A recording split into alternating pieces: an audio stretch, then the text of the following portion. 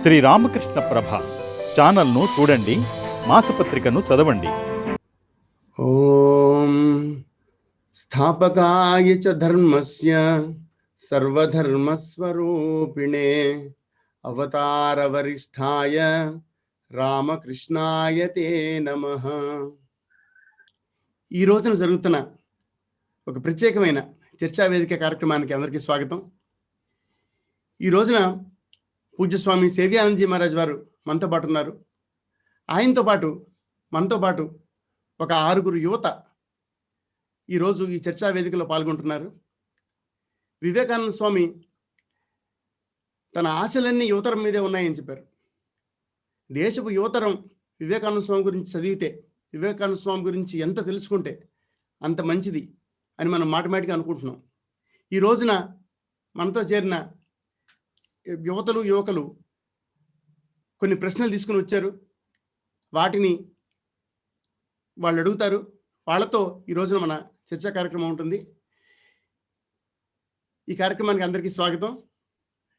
ముందుగా మనతో పాటు ఎం ధాత్రి ఉన్నారు. ఎం ధాత్రి గారిని తమ ప్రశ్న వేయాల్సింది కోరుతున్నాను. నమస్తే సార్. నమస్తే మహారాజ్. నేటి యువత చిన్న చిన్న సమస్యలకి డిప్రెషన్లోకి వెళ్తున్నారు. అసలు డిప్రెషన్లోకి వెళ్లకుండా ఉండాలంటే ఏం చేయాలి? డిప్రెషన్లోకి వెళ్ళిన యువత బయటికి రావాలంటే ఏం చేయాలి? సో ఇక్కడ డిప్రెషన్లోకి అసలు ఎందుకు వెళ్తున్నారు, ముఖ్యంగా యువత? సో డిప్రెషన్లోకి వెళ్లకుండా ఉండాలంటే ఏం చేయాలి? ఒకవేళ బై ఛాన్స్ డిప్రెషన్లోకి వెళ్ళినా బయటికి రావాలంటే ఏం చేయాలి? ఇది ఒక చక్కని ప్రశ్న. ఇప్పుడు సాధారణంగా మనం ఎనలైజ్ చేసినట్లయితే అసలు యువత డిప్రెషన్లోకి ఎందుకు వెళ్తున్నారు అంటే ముఖ్యంగా కొన్ని కారణాలు చెప్తూ ఉంటారు. ఏ విధంగా అంటే జీవితంలో ఏమైనా ఫెయిల్యూర్స్ వచ్చినా, లేదంటే ఏమైనా సమ్ ప్రాబ్లమ్స్ వచ్చినా, సమ్ ఇన్సిడెంట్స్ ఏమైనా అనుకోని ఇన్సిడెంట్స్ జరిగినా, ఎవరైనా ఏమైనా మనకు నచ్చని మాటలు మాట్లాడినా, ఇలా ఎన్నో సందర్భాల్లో డిప్రెషన్కి గురవుతూ ఉంటారు. అని సాధారణంగా ఏంటంటే మనం ఇతరుల్ని బ్లేమ్ చేయడానికి ట్రై చేస్తూ ఉంటాం, లేదంటే ఈ సమాజాన్ని బ్లేమ్ చేయడానికి ట్రై చేస్తూ ఉంటాం ఎందుకు ఎవరైనా డిప్రెషన్లోకి వెళ్తున్నారు అంటే.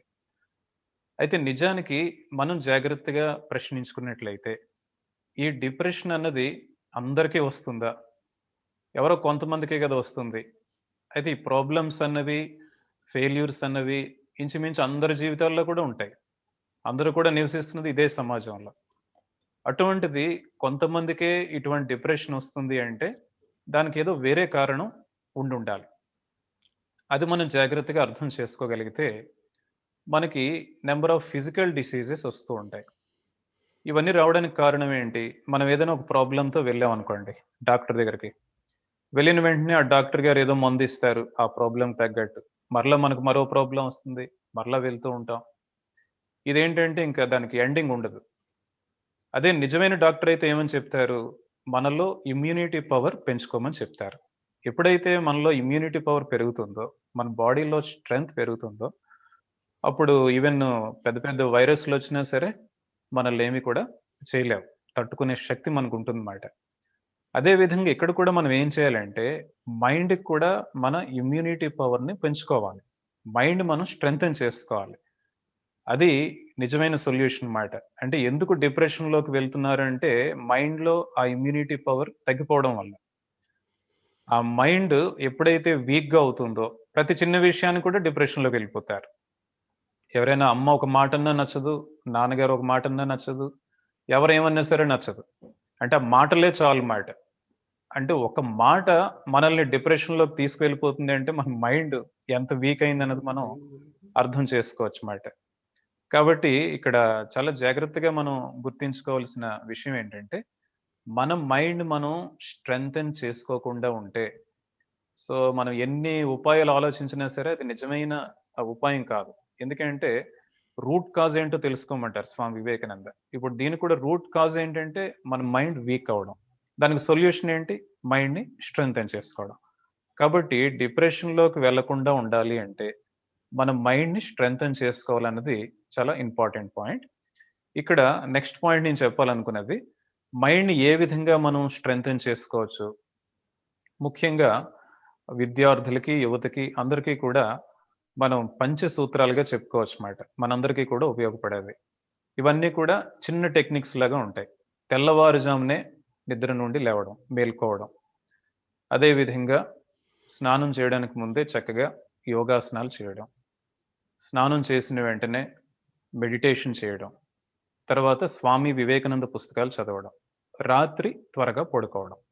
మొత్తం 5 చెప్పుకున్నాం మాట. త్వరగా నిద్ర నుండి మేల్కోవడం, స్నానం చేయడానికి ముందు యోగాసనాలు చేయడం, స్నానం చేసిన వెంటనే ధ్యానం చేయడం, తర్వాత స్వామి వివేకానంద సాహిత్యం చదవడం, రాత్రి త్వరగా పడుకోవడం.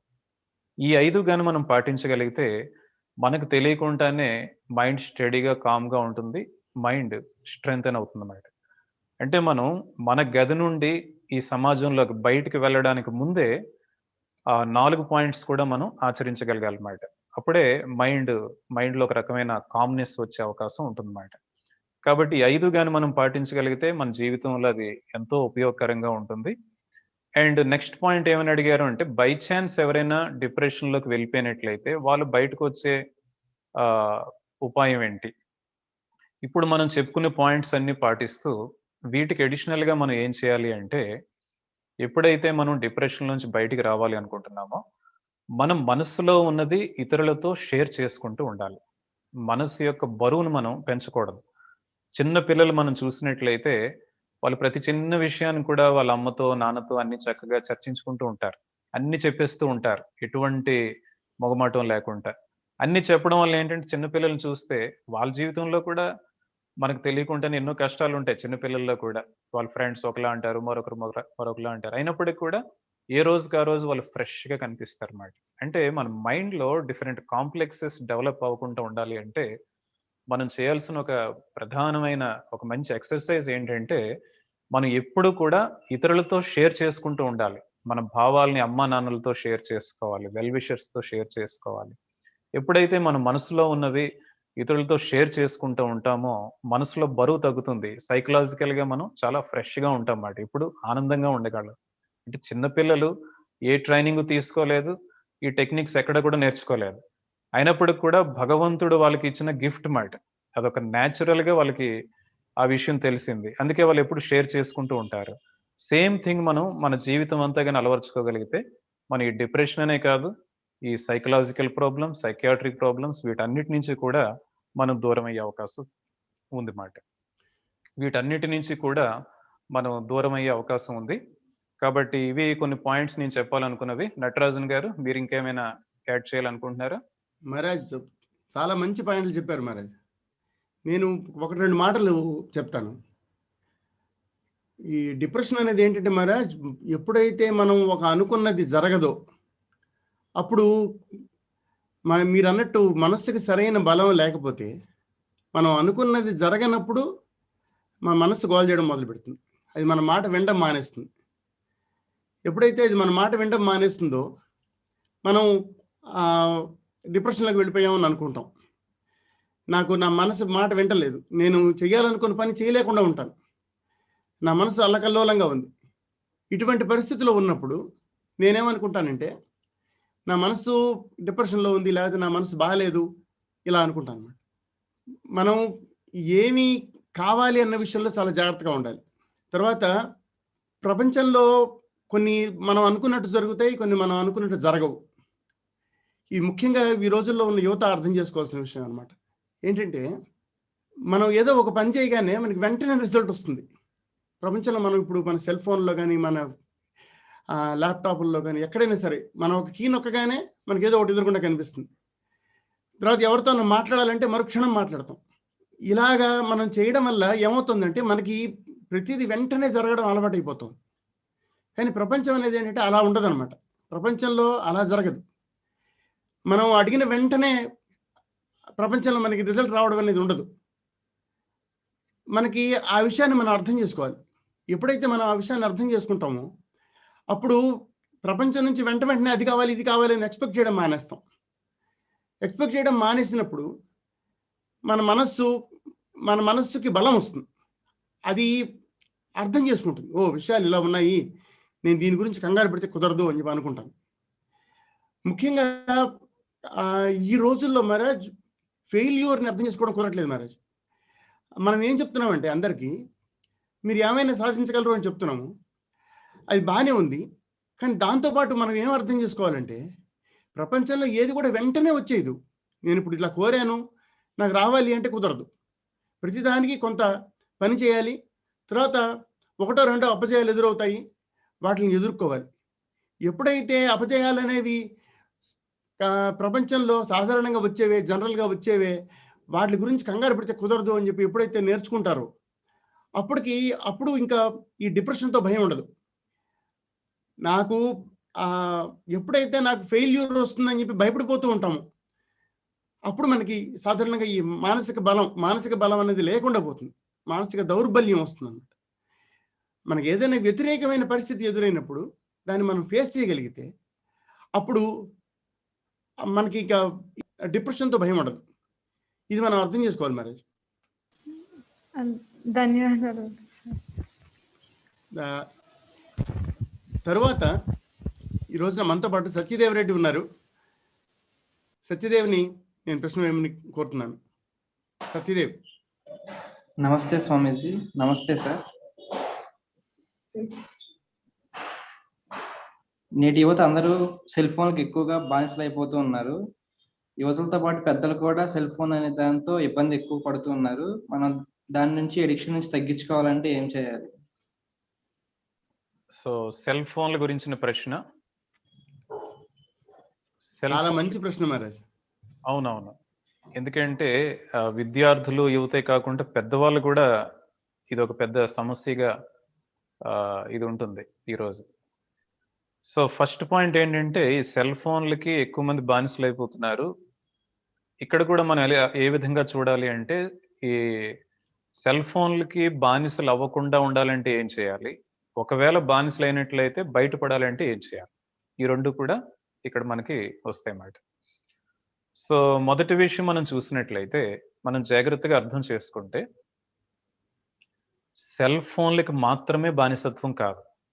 మనం ఒక 20 years బ్యాక్ ఆలోచించినట్లయితే అప్పుడు సమాజంలో అందరూ కూడా ఏ విధంగా జీవించేవారు, వారు దేనికి కూడా బానిసత్వం లేకుండానే జీవించారా, వాళ్ళు నిజంగా అంత హయ్యర్ స్టేట్ ఆఫ్ మైండ్లో ఉండేవారా?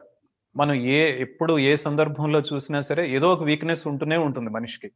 ఇప్పుడు సెల్ ఫోన్లు కావచ్చు, అప్పట్లో టీవీ కావచ్చు, దాని ముందు సినిమాలు కావచ్చు, దాని ముందు మరొకటి కావచ్చు, ఏమి లేకపోతే జెంట్స్కి లేడీస్ అనో, లేడీస్కి జెంట్స్ అనో అదొక వీక్నెస్ కావచ్చు. మన పురాణాల్లో కూడా చూస్తే ఎక్కడ చూసినా సరే మనిషికి ఏదో రకమైన వీక్నెస్ అన్నది ఉంటుందన్నమాట.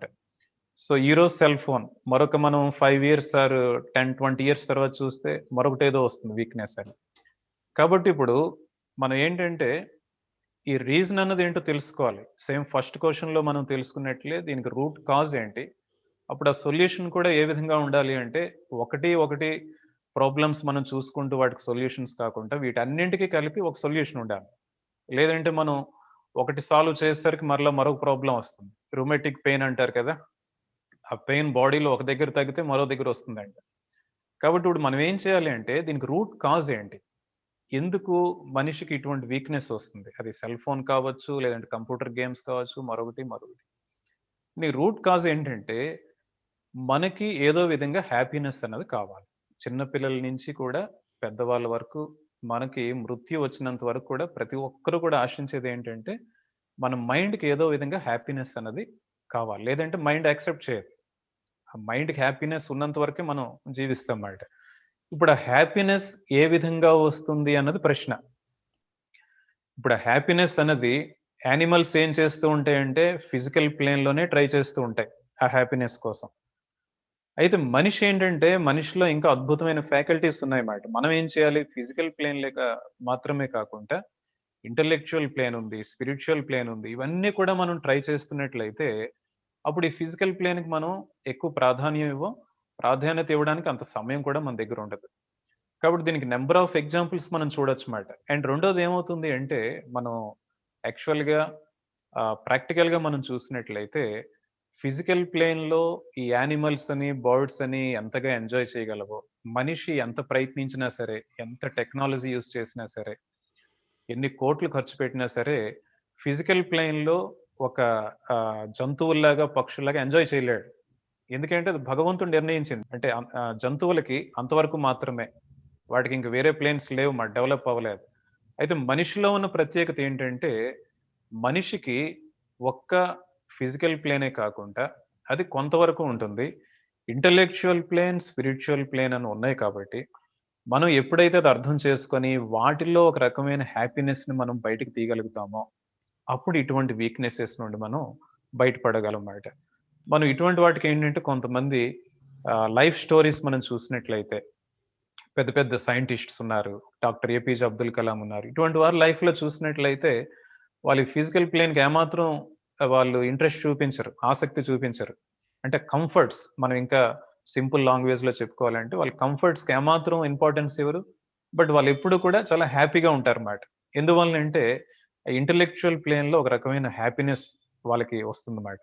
అదే విధంగా స్పిరిచ్యువల్ ప్లేన్‌లో మనం సన్యాసుల జీవితంలో, ఇటువంటి వారి జీవితంలో మనం చూసినట్లయితే, వాళ్ళు ఏంటంటే స్పిరిచ్యువల్ లైఫ్‌లో ఏదో సమ్ జాయ్ ఉంది. హ్యాపీనెస్ ఉంది కాబట్టి మిగిలిన వాటికి పెద్ద ఇంపార్టెన్స్ ఇవ్వరన్నమాట. కాబట్టి ఇక్కడ మనం గుర్తుంచుకోవాల్సిందేంటంటే, హ్యాపీనెస్ అన్నది మనం బయట వీటి మీద, వాటి మీద డిపెండ్ అవ్వకుండా, రియల్ హ్యాపీనెస్ అనేది మనలోనే ఉంది.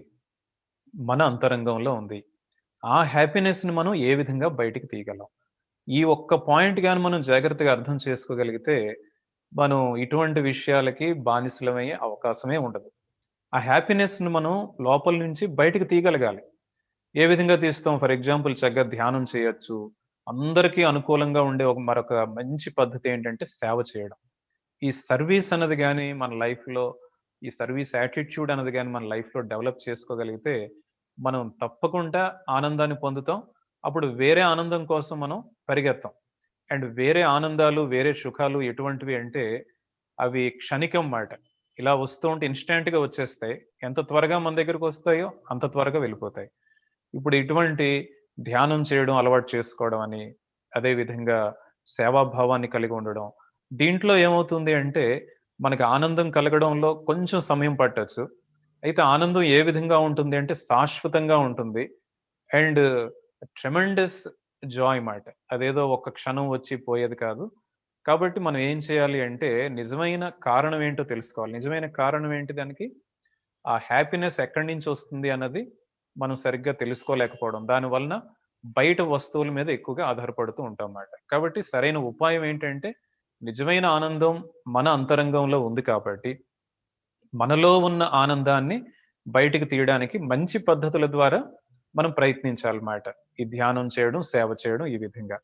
అదే విధంగా నెక్స్ట్ మరొక పాయింట్ నేను చెప్తున్నదేంటంటే మరొక 2 పాయింట్స్ చెప్పాలనుకుంటున్నాను. మరొకటేంటంటే, మనం రోజు లేచిన వెంటనే మన మనసులో ఒకటనుకుంటాం. నేను ఈ రోజంతా ఇటువంటి కార్యక్రమాలు చేయాలి. ఈ విధంగా ఉండాలి. ఇవన్నీ కూడా నేను చేయాలి. అనుకున్న ప్లాన్ బట్టి ఎప్పుడైతే చేయలేకపోతామో, అంటే మంచి మంచి విషయాలు అనుకుంటూ ఉంటాం. ఎప్పుడైతే మనం అనుకున్నవన్నీ చేయలేకపోతామో, అన్నెసెసరీ ఎన్నో విషయాల కోసం మనం టైం వేస్ట్ చేస్తూ ఉంటామో, రాత్రి అయ్యేసరికి మైండ్ సాటిస్ఫై అవ్వదన్నమాట. మైండ్ ఎప్పుడైతే సాటిస్ఫై అవ్వదో, దానికి ఇంకా ఏదో కావాలి. నాకింకా ఏదో ఆనందం కావాలి అనుకుంటుందన్నమాట. అప్పుడేంటంటే ఇన్‌స్టాంట్‌గా ఏదొస్తుందని అటు ఇటు చూసి, ఇటువంటి చిన్న చిన్న విషయాలకు బానిసలైపోతూ ఉంటారన్నమాట. కాబట్టి మనం ఏం చేయాలంటే, మనమే అబ్జర్వ్ చేయొచ్చు. ఒక రోజు తీసుకొని, మార్నింగ్ చక్కగా ఒక ప్లాన్ చార్ట్‌ఔట్ చేసుకొని, యాస్ పర్ ప్లాన్ ఇంత టైం బుక్స్ చదవాలి, ఇంత టైం పేరెంట్స్‌తో స్పెండ్ చేయాలి, ఇంత టైం మా ఫ్రెండ్స్‌తో మాట్లాడాలి. యాస్ పర్ ప్లాన్ మనం మొత్తం చేసుకుంటూ వెళ్ళిపోయామనుకోండి ఈవినింగ్ వరకు. నైట్ అయ్యేసరికి డీప్ స్లీప్ వచ్చేస్తుందన్నమాట. ఎప్పుడైతే మనం ఆ చిన్న చిన్న టార్గెట్స్ కూడా మనం రీచ్ అవ్వలేమో, మైండ్ వోంట్ యాక్సెప్ట్ మాట. దానికి నిద్ర పట్టదు. ఎక్కడ లేనివన్నీ కావాలంటుంది. కాబట్టి మనం ఏం చేయాలంటే, ఒక లైఫ్ స్టైల్ ఏ విధంగా ఉండాలి అంటే, చక్కగా ఒక ప్లాన్డ్‌గా ఉండాలన్నమాట. ప్రతిరోజు కూడా. ఆ విధంగా ఉన్నట్లయితే, మనం అడిక్షన్స్ నుండి దూరంగా ఉండే అవకాశం ఉంటుంది. అదే విధంగా మరొక పాయింట్ నేను చెప్పాలనుకున్నదేంటంటే, కొంతమంది స్టూడెంట్ లైఫ్‌లో మనం చూసినట్లయితే, వాళ్ళు స్కూల్ స్టూడెంట్స్‌గా, కాలేజ్ స్టూడెంట్స్‌గా ఉన్నప్పుడు చాలా మంచి స్టూడెంట్స్ అని చెప్పుకుంటూ ఉంటారు అంతా కూడా. పేరెంట్స్ గాని, పక్కింటి వాళ్ళు గాని, లేదంటే టీచర్స్ గాని. అయితే ఒక స్టేజ్ దాటేసరికి ఎవ్వరు ఊహించని విధంగా ఎక్కడ లేని బ్యాడ్ హ్యాబిట్స్ అన్నీ అలవాటు చేసుకోవడం, సో ఇవన్నీ కూడా ఒక లగ్జరియస్ లైఫ్ లీడ్ చేయడం, విలాసవంతమైన జీవితం గడపడం. సో అందరికి ఆశ్చర్యం వేస్తుందన్నమాట. ఎందుకు ఈ విధంగా తయారవుతున్నారు? అక్కడ జరిగేది ఏంటి అంటే మెయిన్‌లీ వాళ్ళలో ఒక నిజమైన హైయర్ గోల్ లేకపోవడం వల్లమాట. అంటే ఉన్నతమైన లక్ష్యం ఎప్పుడైతే లేదో, నేను ఒక పెద్ద ఇంజినీర్‌ని అవ్వాలి అనుకుంటారు. లేదంటే పెద్ద డాక్టర్‌ని అవ్వాలి, ఎక్కువ డబ్బులు సంపాదించాలి. ఓకే. మీ ఎఫర్ట్‌తో, భగవంతుని కృపతో మీరు ఆ స్టేజ్‌కి చేరుకున్నారు. ఒక 30 ఇయర్స్‌కో, 35 ఇయర్స్‌కో మీరు అనుకున్న స్టేజ్‌కి చేరుకున్నారు. But what next? చేరుకున్న తర్వాత మీ టార్గెట్ అయిపోయింది. మీ గోల్ అంతవరకే. అంటే నేను ఒక మంచి డాక్టర్‌ని అవ్వాలి, లేదంటే ఇంజినీర్‌ని అవ్వాలి, మరొకటి అవ్వాలి, డబ్బులు సంపాదించాలి. అంతవరకు రీచ్ అయిపోయారు. రీచ్ అయిన తర్వాత ఏం చేయాలన్నది మీకు క్లారిటీ లేదు. క్లారిటీ లేకపోవడం వలన ఏమవుతుంది అంటే, అప్పుడు డబ్బులున్నాయి. అదే విధంగా మీకో లక్ష్యం లేదు. అంటే ఆ లైఫ్ స్టైల్ సరిగ్గా సరైన మార్గంలో వెళ్ళడానికి ఒక మార్గం లేదు. అది లేకపోవడం వల్ల ఏంటవుతుంది అంటే, అది తెలియకుండానే వీళ్ళు మత్తు మందులకని, వీటికి, వాటికి బానిసలైపోతూ ఉంటారన్నమాట. కాబట్టి మనం ఎప్పుడు కూడా ఏం చేయాలంటే, మన జీవితంలో ఒక ఉన్నతమైన లక్ష్యాన్ని ఏర్పరచుకోవాలి. హయ్యర్ ఐడియల్ అన్నమాట. ఎప్పుడైతే హయ్యర్ ఐడియల్ ఉంటుందో, మనకి ఇటువంటివి ఆలోచించడానికి టైమే ఉండదు. అది ఎటువంటి అంటే ఇవన్నీ చిన్న చిన్న లక్ష్యాలు ఉండాలి. మనం ఇంజినీర్స్ అవ్వాలి, డాక్టర్స్ అవ్వాలి, మరొకటి అవ్వాలి. ఈ లక్ష్యాలు ఉండకూడదని కాదు. ఈ లక్ష్యాలు ఉన్నప్పటికీ కూడా మన జీవితంలో ఉన్నతమైన లక్ష్యం ఎప్పుడైతే ఉంటుందో, అప్పుడు మాత్రమే వీటి నుండి మనం బయటపడగలం. మన జీవితం అంతా కూడా ఆనందంగా, ఉత్సాహంగా జీవించే అవకాశం ఉంటుందన్నమాట. లేదంటే ఎప్పటికైనా సరే మనకి ఈ ప్రాబ్లమ్స్ వస్తూనే ఉంటాయి. ఈవెన్ యువతనే కాదు, after 60 years, after 70, after 80 years ఎప్పుడైనా సరే వాళ్ళు ఏదో విషయానికి బానిసలుగా తయారయ్యే అవకాశం ఉంటుందన్నమాట. మన లైఫ్ అంతా కూడా చక్కగా ఒక మంచి పద్ధతిలో ఉండాలి అంటే, మంచి జీవితాన్ని మనం గడపాలి అంటే, ఒక హయ్యర్ గోల్ అన్నది ఉండడం చాలా అవసరం మాట. మహారాజ్, చాలా మంచి సమాధానం మహారాజ్. నేను 2 మాటలు చెప్తాను మహారాజ్. సాధారణంగా ఈ రోజుల్లో సైకాలజిస్టులు ఏం చెప్తున్నారంటే, మన శరీరంలో మనకి ఎప్పుడైనా ఆనందం కలిగితే ఒక ప్రత్యేకమైన ఒక కెమికల్ ఒకటి రిలీజ్ అవుతుంది. దాన్ని డోపమైన్ అంటారు. ఈ డోపమైన్ అనేది ఏం చేస్తుందంటే మనకి ఆనందాన్ని ఇస్తుంది అనమాట. అది మన బ్రెయిన్లో తయారవుతుంది. నాకు నచ్చిన పని చేశాను అనుకోండి, వెంటనే నాకు శరీరంలో అది రిలీజ్ అవుతుంది. అది రిలీజ్ అయితే నాకు ఆనందంగా ఉంది కాబట్టి అది మాటి మాటికి చిన్న చిన్న డోసుల్లో అది రిలీజ్ అవ్వాలని నేను అనుకుంటుంటా. దానికోసం పనిచేస్తుంటా. మనం జీవితంలో చేసే పనులన్నీ కూడా మనకి అదొక ఇది ఇస్తాయన్నమాట. మనకి ఏదైనా ఇప్పుడు సెల్ ఫోన్ చూస్తున్నాం అనుకోండి, మనం ఒకరికి మెసేజ్ పంపించాం అనుకోండి, వాళ్ళు వెంటనే కనుక రిప్లై ఇస్తే మనకి అదొక ఆనందం అనమాట. మనం హలో అంటే అవతల వాళ్ళు హలో అనగానే మనకు ఒక ఆనందం కలుగుతుంది. లేకపోతే మనం ఏదైనా రాస్తే వాళ్ళు దానికి ఏదైనా ఒక ఎదురు సంతోషంగా రాస్తే దానికి మనకి ఆనందం కలుగుతుంది. దాంతో మనం ఏం చేస్తామంటే మాటి మాటికి అలా చెయ్యాలని చేస్తూ ఉంటాం. ఇది ఈ రోజున సైకాలజిస్టులు చెప్తున్నారన్నమాట దీని గురించి ప్రత్యేకంగా. ఇది ఏమవుతుందంటే, ఇంతకుముందు పూర్వకాలంలోకి సినిమాలు కానీ ఇంకోటి కానీ అయితే వాటికి కొంచెం సమయం పట్టేది. మీరు ఒక సినిమాకి వెళ్ళాలి, చూడాలి, రావాలి, దానికి చాలా టైం పట్టేది. కానీ ఈ రోజుల్లో ఏమవుతుందంటే, ఈ సెల్ ఫోన్లతో ముఖ్యంగా మీరు ఒకటి చేయగానే వెంటనే మనకి దానికి రిజల్ట్ వస్తుంది. వెంటనే మళ్ళీ రిజల్ట్స్ వస్తూ ఉంటాయి. అందువల్ల ఏమవుతుందంటే, అది ఇంకా దాన్ని పట్టుకుని దాన్ని అడ్జేసి ఇడ్చేసి వాళ్ళని పిలిచి వీళ్ళని పిలిచి వాళ్ళని పలకరించి ఇలా చేద్దాం అనిపిస్తుంది. దీనిలో ఇంకొకటి జరిగేది ఏంటంటే, ముఖ్యంగా ఈ ప్రశ్నలో యువత సెల్ ఫోన్లకు ఎందుకు బానిస అవుతున్నారు అని ప్రశ్న. ఇది చాలా ముఖ్యమైన విషయం. పెద్దవాళ్ళ కంటే యువతకి ఈ సమస్య ఎక్కువ అనమాట. ఎందుకంటే వాళ్ళకి త్వరగా ఇది నచ్చుతుంది. తర్వాత వాళ్ళ మనసులో దీనికి త్వరగా అలవాటు పడిపోయి దానికి బానిసలు అవుతాయి. ఇదొక సమస్య. దీన్ని అర్థం చేసుకోవాలి. మనం చేసిన వెంటనే మనకి రిజల్ట్ రావాలని చెప్పి ఎప్పుడు అనుకోకూడదు. అందుకనే ఇంకొకటి కూడా ఏంటంటే, ఈ పాశ్చాత్య దేశాల్లో ఎక్కడైతే ఇవన్నీ తయారు చేశారో, ఈ సోషల్ మీడియా తయారు చేశారో, వాళ్ళు ఏం చెప్తున్నారంటే, మా పిల్లల్ని మేము వీటిని చూడనివ్వట్లేదని చెప్తున్నారు. సెల్ ఫోన్లను చూడనివ్వట్లేదని చెప్తున్నారు. ఇది చాలా విచిత్రమైన విషయం. అందుకని మనం ఏం అర్థం చేసుకోవాలంటే, ఇలా వెంటనే మనకి రిజల్ట్ వచ్చే విధంగా కనుక ఏదైనా మన గ్యాడ్జెట్ ఒకటి చేతిలో ఉంటే, దానివల్ల మనకి మంచి కన్నా చెడు ఎక్కువ జరుగుతుంది. దాన్ని మంచిగా వాడుకోగలగడం అనేది చాలా మంచి విషయం. నిజంగా వాడుకోవాలి. కాకపోతే ఏంటంటే, అలా కుదరడంలా. ముఖ్యంగా సోషల్ మీడియాతో వచ్చిన చిక్కు ఏమిటంటే, మనకి అది వెంటనే మనకి ఆ రిజల్ట్ చూపిస్తూ ఉండేసరికి మనం ఇంకా ఇంకా దాంతో పనిచేద్దామని చూస్తున్నాం అనమాట. ఈ విషయాన్ని మనం అర్థం చేసుకోవాలి. తర్వాత దీన్ని ఈ డిప్రెషన్ని మనకి ఇందాక మీరు స్వామీజీ మీరు కూడా అన్నారు ఏంటంటే, పక్క వాళ్ళు మన గురించి ఏమనుకుంటున్నారని చెప్పి మనం ఆలోచించిన కొద్దీ మనకి ఇంకా ఇంకా ఈ సెల్ ఫోన్లకు బానిస అవ్వడం అనేది ఎక్కువ అవుతుంది.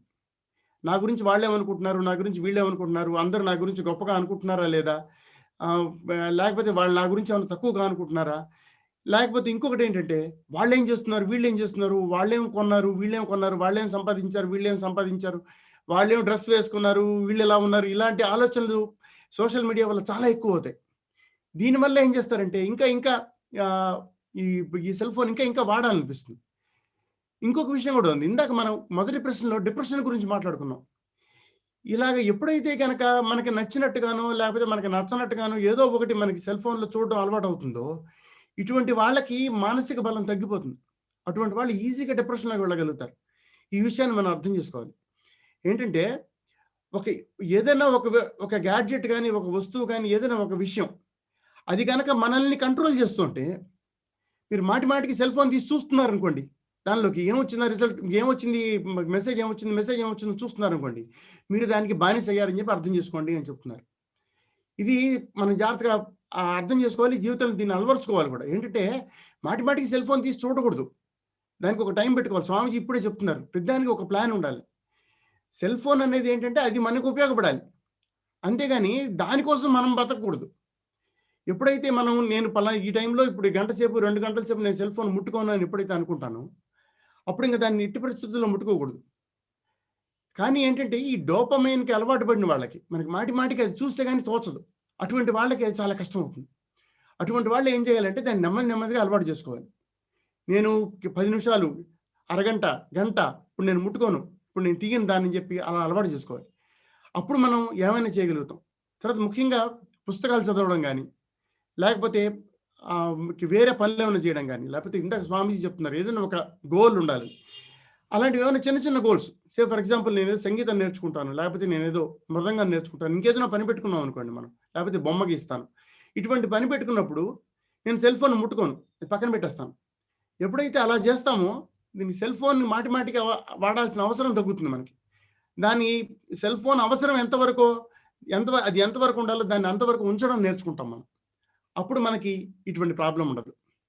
నటరాజన్ గారు చక్కగా చెప్పారు.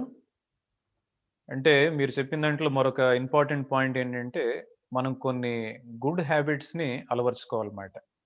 ఇదివరకు ఏంటంటే పిల్లలకి చక్కగా చాలా విషయాలు నేర్పుతూ ఉండేవారు. ఇంట్లో తల్లిదండ్రులని, స్కూల్లో టీచర్స్ కూడా ఈ విషయంలో ప్రత్యేకమైన శ్రద్ధ చూపించేవారన్నమాట. వాళ్ళకి చదువు ఒక్కటే కాకుండా కొంతమందికి డాన్స్ ఇంట్రెస్ట్ ఉండొచ్చు, కొంతమందికి మ్యూజిక్ అని, పాడడం అని, కొంతమందికి ఈవెన్ నాటికలు వేయడం అని, ఏకపాత్ర అభినయం, ఇటువంటివి ఎన్నో ఉండేవన్నమాట. పిల్లల్లో ఇంట్రెస్ట్ క్రియేట్ చేస్తూ ఉండేవారు. పిల్లలు వాళ్ళంతటి వాళ్ళే చక్కగా చేస్తూ ఉండేవారు. ఏదో కొంచెం ట్రైనింగ్ లాగా మిగిలిన వాళ్ళు ఇస్తూ ఉండేవారు అన్నమాట. సో ఇటువంటివి మనం ఎప్పుడైతే ఎక్కువగా విద్యార్థుల్లో వాళ్ళు ఇంట్రెస్ట్ కల్పిస్తామో, ఇటువంటి వాటి కోసం మనం ఎంకరేజ్ చేస్తామో, ఇటువంటి మంచి హ్యాబిట్స్ వాళ్ళు అలవరుచుకున్నప్పుడు ఇటువంటి బ్యాడ్ హ్యాబిట్స్ నుండి దూరంగా ఉండే అవకాశం ఉంటుందన్నమాట. అంటే ఒక్క మాటలో మనం చెప్పుకోవాలి అంటే, బ్యాడ్ హ్యాబిట్స్ నుండి మనం దూరం కావాలి అంటే దానికి సరైన మందు ఏంటంటే మంచి హ్యాబిట్స్ మనం అలవాటు చేసుకోవాలన్నమాట. ఇది చాలా మంచి పాయింట్. ఇవాళ మనతో పాటు సిహెచ్ భరత్ చంద్ర కూడా ఉన్నారు. భరత్ చంద్ర, మీ ప్రశ్న అడగండి. నమస్తే మహారాజ్. నమస్తే సార్. ఎటువంటి అనుభూతి చెందకుండా మనలో అనంతమైన శక్తి ఉందని, దైవీ లక్షణాలు ఉన్నాయని దృఢంగా విశ్వసించడం ఎలాగా? ఆ విధంగా విశ్వసించడానికి మనం మన మనస్సుకు ఎటువంటి శిక్షణ ఇవ్వాలి? మనం ఇక్కడ చెప్పుకుంటూ ఉంటాం, స్వామి వివేకానంద సాహిత్యంలో ఎన్నోసార్లు స్వామి వివేకానంద చెప్తూ ఉంటారు, మనందరిలో కూడా అనంతమైన శక్తి ఉంది. All power is with in you, you can do anything and everything. ఇలా ఎన్నో మాటల్లో చెప్తూ ఉంటారు.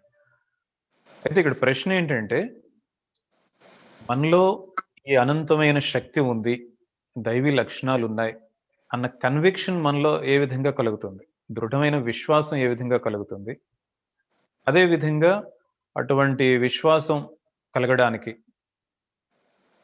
మనం మన మైండ్కి, మనసుకి ఎటువంటి ట్రైనింగ్ ఇవ్వాలి?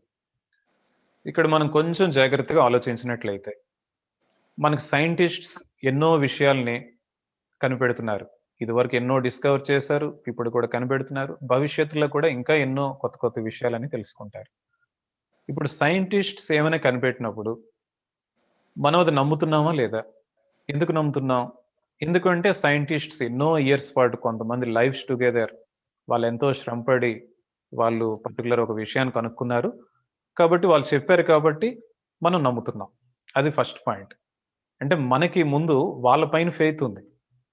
వాళ్ళు చెప్పారు అంటే తప్పకుండా వాళ్ళు ఈ విషయాన్ని సరిగ్గా తెలుసుకున్నారు అని. అండ్ సెకండ్ పాయింట్ ఏంటంటే ఏదైనా ఒక సైంటిస్ట్ ఒక విషయాన్ని కనిపెట్టారు అంటే ఒక్కరు మాత్రమే కాకుండా తర్వాత కూడా ఎంతో మంది అదే విషయాన్ని మరలా టెస్ట్ చేస్తూ వాళ్ళు కూడా చెప్పారు. అవును సో అండ్ సో సైంటిస్ట్ చెప్పిన విషయం ఎగ్జాక్ట్లీ ఇట్ ఈస్ కరెక్ట్. ఇది ఆ విధంగానే ఉంది. ఇలా ఎప్పుడైతే కొంతమంది ఇంకా చెప్తున్నారో మనం అది బిలీవ్ చేస్తూ ఉంటాం. అండ్ థర్డ్ స్టెప్ ఏంటంటే మనకు కూడా నిజంగా ఇంట్రెస్ట్ ఉన్నట్లయితే మనం కూడా సేమ్ టెస్ట్ చేయొచ్చు. మనం కూడా ఆ ప్రూవ్ ఏంటో చూసుకోవచ్చు. నిజంగా ఆ విధంగా అవుతుందా లేదా? కాబట్టి ఈ 3 స్టెప్స్ ఉంటాయి సాధారణంగా. మరి ఇప్పుడు ఆధ్యాత్మిక జీవితంలో మనం చూసినట్లయితే, స్పిరిచ్యువల్ లైఫ్‌లో మనం చూసినట్లయితే, ఇప్పుడు డివైన్ పవర్ ఉంది అని స్వామి వివేకానంద చెప్పినంత మాత్రాన మనం నమ్మేయాలని కాదు. మనలో అనంతమైన శక్తి ఉంది అన్న విషయాన్ని మనం ఎందుకు నమ్మాలి అసలు? దృఢమైన విశ్వాసం తర్వాత సంగతి. మనం ఎందుకు నమ్మాలి? ఎందుకు నమ్మాలి అంటే కొన్ని వేల సంవత్సరాల క్రితం నుండే ఎంతో మంది మహర్షులు ఈ విషయాన్ని చెప్తున్నారు. ఒకరు ఇద్దరు కాదు. మనం ఉపనిషత్తులు చూసినట్లయితే ఏ ఉపనిషత్తులు చూసినా ఇదే మాట పదే పదే చెప్తున్నాయి. మనలో అనంతమైన శక్తి ఉంది అన్న విషయాన్ని. మరి ఈ మహర్షులందరూ చెప్పడమే కాకుండా తర్వాత రోజుల్లో కూడా ఎంతో మంది తమ జీవితాల్లో ఇది ఒక సైంటిస్ట్ లాగానే ప్రయోగం చేసి చూశారు. వాళ్ళు కూడా సక్సెస్ అయ్యారు. అంటే మనం ఏ విధంగా అయితే ఇక్కడ సైంటిస్ట్స్ అంటున్నామో ఆధ్యాత్మిక జీవితంలో ఈ మహాపురుషులు, సాధకులు, గొప్పవారు వీళ్ళంతా కూడా ఎవరు అంటే ఆధ్యాత్మిక జీవితంలో సైంటిస్ట్స్ మాట. కాబట్టి ఇంతమంది చెప్తున్నప్పుడు మనం కూడా విశ్వసించాలి. అండ్ సెకండ్ స్టెప్‌లో మనం తెలుసుకున్నాం. ఎప్పుడో కొంతమంది సైంటిస్ట్సే చెప్పడం కాకుండా తర్వాత కూడా ఎన్నో యుగాల నుండి ఎంతోమంది ప్రయోగాలు చేస్తున్నారు. వాళ్ళు కూడా తెలుసుకుంటున్నారు. అవును ఇది కరెక్టే అని చెప్తున్నారు. అండ్ థర్డ్ స్టెప్‌లో మనం ఏమని చెప్పుకున్నాం? మనకు కూడా నిజంగా ఆసక్తి ఉన్నట్లయితే, మనలో అనంతమైన శక్తి ఉందా లేదా? ఆ శక్తిని మనం బయటికి ఏ విధంగా తీయొచ్చు? బయటికి తీస్తే మనలో నిజమైన ఆనందం కలుగుతుందంట. నిజమైన ప్రశాంతత మనలో కలుగుతుంది. అది నిజంగా అవుతుందా లేదా? అని మనం తెలుసుకోవాలంటే మనం కూడా టెస్ట్ చేయొచ్చు. మనం కూడా టెస్ట్ చేసి చూడొచ్చు.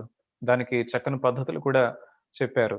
కాబట్టి ఎప్పుడైతే మనం టెస్ట్ చేసుకుంటామో, మనం ఒకేసారి ఒకే రోజులో లేదంటే ఒకే జీవితంలో స్వామి వివేకానందలాగా లేదంటే మరొకలాగా మనం అంత గొప్పవాళ్ళం కాకపోయినా సరే, మనం ఎప్పుడైతే ప్రయత్నిస్తామో డెఫినిట్‌గా మనకు దాంట్లో కొంతైనా అనుభూతి కలుగుతుంది. మనం కొంతైనా ఆనందాన్ని చూస్తాం. అప్పుడు డెఫినిట్‌గా మనం కూడా అది యాక్సెప్ట్ చేసే అవకాశం ఉంటుందన్నమాట. ఇంకా నెక్స్ట్ క్వెషన్ ఏమని అడిగారు అంటే, ఆ విధంగా మనం మనలో అనంతమైన శక్తి ఉంది అన్న విషయాన్ని విశ్వసించడానికి మనం మైండ్‌కి ఎటువంటి ట్రైనింగ్ ఇవ్వాలి? ఇక్కడ మనం 3, 4 పాయింట్స్ చెప్పుకుందాం. ఏంటి అంటే, ఫస్ట్ పాయింట్ మనం గుర్తుంచుకోవాల్సింది స్వామి వివేకానంద సాహిత్యాన్ని రెగ్యులర్‌గా చదవడం, మననం చేసుకోవడం. అంటే మనం ఎన్ని పుస్తకాలు చదివాం అన్నది ఇక్కడ ప్రాధాన్యం కాదు. చదివిన విషయాన్ని ఎంత చక్కగా అర్థం చేసుకుంటున్నాం, అదే విధంగా మనం ఎంతవరకు ఆచరణాత్మకంగా చూపించే ప్రయత్నం చేస్తున్నాం. కాబట్టి అది చదివిన ఒక్క వాక్యం అయినా సరే, సరిగ్గా అర్థం చేసుకోవడం అనేది చాలా ప్రధానమైన అంశం మాట. ఆ విధంగా మనం సరిగ్గా అర్థం చేసుకోవాలి అంటే పదే పదే గుర్తుకు తెచ్చుకోవాలి. అదే విషయాన్ని మననం చేసుకోవాలి. కాబట్టి ఇది నంబర్ 1. ఈ ఫస్ట్ పాయింట్ మనం గుర్తుంచుకోవాల్సింది ఏంటి? స్వామి వివేకానంద లిటరేచర్‌ని రెగ్యులర్‌గా చదవాలి. అదే విధంగా నంబర్ 2 మనం చేయాల్సింది ఏంటి అంటే కాన్సంట్రేషన్ అనేది చాలా ఇంపార్టెంట్ మాట. మెడిటేషన్. ఏంటి కాన్సంట్రేషన్ అంటే, మనం ఉదయం లేచిన దగ్గర నుంచి రాత్రి పడుకునేటంత వరకు ఏ చిన్న పని చేసినా సరే, మైండ్‌ని పూర్తిగా కాన్సంట్రేట్ చేసి, పూర్తి కాన్సంట్రేషన్‌తో చేసే ప్రయత్నం చేయాలన్నమాట. ఈ విధంగా ఎప్పుడైతే చేస్తూ ఉంటామో, మనం మెడిటేషన్ చేసినప్పుడు కూడా చాలా ఈజీగా మైండ్‌ని కాన్సంట్రేట్ చేసే అవకాశం ఉంటుంది. సో, సెకండ్ పాయింట్ మనం గుర్తుంచుకోవాల్సింది కాన్సంట్రేషన్. అండ్ థర్డ్ పాయింట్ గుర్తుంచుకోవాల్సింది ఏంటంటే, మనం ఏ పని చేసినా సరే నైపుణ్యంతో చేసే ప్రయత్నం చేయాలి. అంటే ఆ స్కిల్ మనలో డెవలప్ చేసుకోవాలన్నమాట. మనం ఎంత పెద్ద పెద్ద భవనాలు కట్టించాం, లేదంటే ఎంత పెద్ద పెద్ద ఘనకార్యాలు చేసాం అన్న వాటికంటే కూడా మనం గుర్తుంచుకోవాల్సింది ఏంటంటే, మనం చేసే చిన్న చిన్న పనులు ఎంత పెర్ఫెక్షన్‌తో చేస్తున్నాం. ఎంత పెర్ఫెక్షన్‌తో చేయగలిగితే అంత మనలో ఇంకా ఆ కాన్సంట్రేషన్ కూడా పెరుగుతుందన్నమాట. ఇది థర్డ్ టైప్ ఆఫ్ ట్రైనింగ్ మాట. అదే విధంగా ఫోర్త్ పాయింట్ మనం గుర్తుంచుకోవాల్సింది ఏంటంటే, మనం ప్రతి క్షణం కూడా మనలో ఒక రకమైన డిస్క్రిమినేషన్ అన్నది అలవరుచుకోవాలన్నమాట. డిస్క్రిమినేషన్ అంటే మనం ఏం చేయాలి? మనం ఏదైనా ఒక ఆలోచన చేసినప్పుడు గాని, మాట్లాడినప్పుడు గాని, ఏదైనా పనులు చేసినప్పుడు గాని, మరలా గుర్తుంచుకోవాలి. మనం ఏదైనా ఆలోచించినప్పుడు అంటే థాట్స్ మాట. మాట్లాడినప్పుడు వర్డ్స్. ఏవైనా మనం చేసినప్పుడు అంటే యాక్ట్స్. ఈ 3 విషయాల్లో కూడా 3 సందర్భాల్లో కూడా మనం చేస్తున్నది కరెక్టేనా? కాదా? మనం సరైన పద్ధతిలో చేస్తున్నామా? లేదంటే రాంగ్ రూట్‌లో వెళ్తున్నామా? అంటే ఏంటి? మనం చేసేది ఎప్పుడు కూడా ఒకటే గుర్తుంచుకోవాల్సింది ఏంటంటే, ఈ 3 కూడా చేసేటప్పుడు మన మైండ్‌ని హైయర్ ప్లేన్‌కి తీసుకువెళ్ళడానికి ట్రై చేస్తున్నామా? లేదంటే ఈ విధంగా చేయడం వల్ల నా మైండ్ లోయర్ ప్లేన్‌కి వెళ్తుందా? ఇదే డిస్క్రిమినేషన్ మాట. అంటే మనం చేసే థాట్స్ గాని, వర్డ్స్ గాని, యాక్ట్స్ గాని ఈ 3 కూడా ఎప్పుడు మన మైండ్‌ని హైయర్ ప్లేన్‌కి తీసుకువెళ్ళేటట్టుగా మనకు సహకరించాలన్నమాట. ఆ విధంగా మనం మైండ్‌కి ట్రైనింగ్ ఇస్తూ ఉండాలన్నమాట. కాబట్టి ఇటువంటి ట్రైనింగ్ మనం గాని ఇవ్వగలిగితే అప్పుడు తప్పకుండా నెమ్మది నెమ్మదిగా మనలో ఉన్న అనంతమైన శక్తి మనకు గుర్తొస్తూ ఉంటుంది. And it is a regular exercise మాట. మనం ప్రతినిత్యం కూడా చేస్తూ ఉంటే, మనం థియరిటికల్‌గా చెప్పుకోవడం కంటే కూడా ప్రాక్టికల్‌గా మనం చేస్తూ ఉంటే, మనం డెఫినిట్‌గా ఆనందాన్ని పొందే అవకాశం ఉంటుందన్నమాట. నటరాజన్ గారు మీరేమైనా చెప్తారా? మహారాజ్ చాలా చక్కగా చెప్పారు మహారాజ్. నేను వివేకానంద స్వామి చెప్పిన ఒక కొటేషన్ నేను చెప్తాను మహారాజ్. ఆయన ఏం చెప్తారంటే, faith faith fear faith faith in yourselves faith in God, this is the secret of greatness. చాలా విషయాలు మనకి అనుభవంలోకి రాకుండానే మనం నమ్ముతాం మహారాజ్. తర్వాత ఇక్కడ ముఖ్యమైన విషయం ఏంటంటే, వివేకానంద స్వామి లాంటి వాడు, లేకపోతే రామకృష్ణ పరమహంస లాంటి వాళ్ళు కనుక మాట్లాడుతూ ఉంటే మనం నమ్మాలి. ఎందుకంటే వాళ్ళ జీవితంలో స్వార్థం అనేది లేశమైనా లేదు. అసలు ఏమాత్రం స్వార్థం లేదు వాళ్ళ దగ్గర. అటువంటి వాళ్ళు చెప్పినప్పుడు మనం నమ్మచ్చు. వాళ్ళు మన కోసమే చెప్పారు. మనం మనం బాగుండాలని, మనం బాగుపడాలని వాళ్ళు చెప్పారు. ఆ చెప్పిన మాటలు ఏమన్నారంటే, శక్తి అంతా నీలోనే ఉంది, నీకెవరు ఏమి చేయలేరు, సహాయం చేయలేరు, నీకు నువ్వే సహాయం చేసుకోవాలి అని చెప్పారు. ఇది మనం విన్నప్పుడు మనకేమనిపిస్తుందంటే, నేను బాగుపడాలంటే దానికి దానికి నేను బాగుపడాలంటే అలా పనిచేయడానికి కానీ, నన్ను నేను తయారు చేసుకోవడానికి కానీ ఎవరు దానికి చేయగలరు ఆ పని? అంటే నేనే చేయగలను. ఇంక వేరే ఎవరు లేరు. భగవద్గీతలో కూడా చెప్తారు, ఉద్ధరేదాత్మానం ఆత్మానం అవసాదయేత్. నిన్ను నువ్వే తయారు చేసుకోవాలి కానీ నిన్ను నువ్వే పాడు చేసుకోకూడదు, నిన్ను నువ్వే దిగజార్చుకోకూడదు అని చెప్పి భగవద్గీతలు చెప్తారు. కాబట్టి మనం ఏం చేయాలంటే మనమే అనుకోవాలి. దీనికి కూడా వివేకానంద స్వామి ఒక మాట అంటారు, ఈ అనుకోవడం అనేదని ఏంటంటే నీకు నువ్వే చెప్పుకో అంటారు. నీలో భగవంతుడు ఉన్నాడు, నీలో అన్ని శక్తులు ఉన్నాయి అని చెప్పి నువ్వు చెప్పుకో. నీతో దాని గురించి ఆలోచించు. నీ చుట్టుపక్కల ఉన్న వాళ్ళందరికీ కూడా అదే మాట చెప్పు. ఎప్పుడైతే నువ్వు అలా చేస్తావో అప్పుడు ఆ ఆలోచన నీలో బలపడుతుంది. ఆలోచన బలపడమే కాదు, ఆ విశ్వాసం నీలో ఎప్పుడైతే వస్తుందో అప్పుడు నువ్వు చేసే పనులన్నీ మారిపోతాయి. నీ జీవితంలో గొప్ప ఆనందం కలుగుతుంది, నీ జీవితానికి గొప్ప నైపుణ్యం వస్తుంది, నువ్వు జీవితంలో చేసే పనులన్నీ కూడా చాలా చక్కగా జరగడం మొదలు పెడతాయి అని చెప్పి వివేకానంద స్వామి చెప్తారు. శక్తి వస్తుంది, ఖ్యాతి వస్తుంది, అన్ని సంపదలు వస్తాయి, ప్రతిదీ వస్తుందని చెప్తారు. ఇదంతా ఎక్కడి నుంచి వస్తుంది? భగవంతుడిని నమ్మడం గురించి మీద వస్తుంది. భగవంతుడు ఎక్కడున్నాడు? భగవంతుడు మనలోనే ఉన్నాడు. ఎప్పుడైతే మనకి నమ్మకం కలుగుతుందో అప్పుడు మనం చేయలేని పని లేదు. ఇది స్వామీజీ మాటిమాటికి చెప్పేవాళ్ళు. దీన్ని మనం అర్థం చేసుకోవాలి. కాబట్టి నటరాజన్ గారు మీరు చెప్పిన విషయంలో ఒకటి ఇంపార్టెంట్ పాయింట్ ఏంటంటే, ఫెయిత్ అనేది ముందు మనం డెవలప్ చేసుకోవాలి. ఎవరైనా మహాపురుషులు, గొప్ప మహిళలు వీరేమైనా చెప్పారు అంటే వారు లోక కళ్యాణం కోసం, మనందరి కోసం చెప్పారు. కాబట్టి ఆ మాటలు మనం తప్పకుండా విశ్వసించి మనం కూడా ప్రయత్నించవచ్చు. వారంతగా చెప్తున్నప్పుడు ఎందుకు ఈ విధంగా చెప్తున్నారు? మనలో నిజంగా అటువంటి శక్తి ఉందా? మనం టెస్ట్ చేసుకోవచ్చు, మనం ప్రయత్నించొచ్చు, మనం కూడా ఆనందాన్ని పొందే అవకాశం ఉంటుంది. చాలా చక్కగా చెప్పారు నటరాజన్ గారు. లేదు సార్, థ్యాంక్ యూ సార్. మీరు చెప్పినవి ఆచరించడానికి ట్రై చేస్తాను సార్. తర్వాత ఈరోజు మనతో పాటు శ్రీదేవి ఉన్నారు. శ్రీదేవి, మీ ప్రశ్న వేస్తారా? నమస్తే సార్. నమస్తే స్వామిజీ. ఎటువంటి పరిస్థితులలోనైనా ఒత్తిడికి లోను కాకుండా సరైన నిర్ణయం తీసుకోవడం ఎలా? పరిస్థితులు ఎలా ఉన్నా సరే దానిలో ఒత్తిడికి లోను కాకుండా సరైన నిర్ణయం తీసుకోవడం ఎలా? ఇది శ్రీదేవి గారు అడుగుతున్నారు. మహారాజ్, ఇదొక ప్రధానమైన అంశం మాట. మన జీవితంలో ఈ నిర్ణయాలు తీసుకోవడం అన్నది, డిసిషన్స్ అన్నవి వాటి బట్టి మన లైఫ్ అంతా కూడా ఆధారపడి ఉంటుంది. అంటే మనకి చిన్నప్పుడు ఏమవుతుంది అంటే మనకు కావలసినవన్నీ కూడా తల్లిదండ్రులు చూసుకుంటారు, పెద్దలు చూసుకుంటారు. అయితే నెమ్మది నెమ్మదిగా వయసు పెరుగుతున్న కొద్దీ బాధ్యత అంతా మనపైనే ఉంచుతారు. నిర్ణయాలు కూడా మనమే తీసుకోవాల్సి వస్తుంది.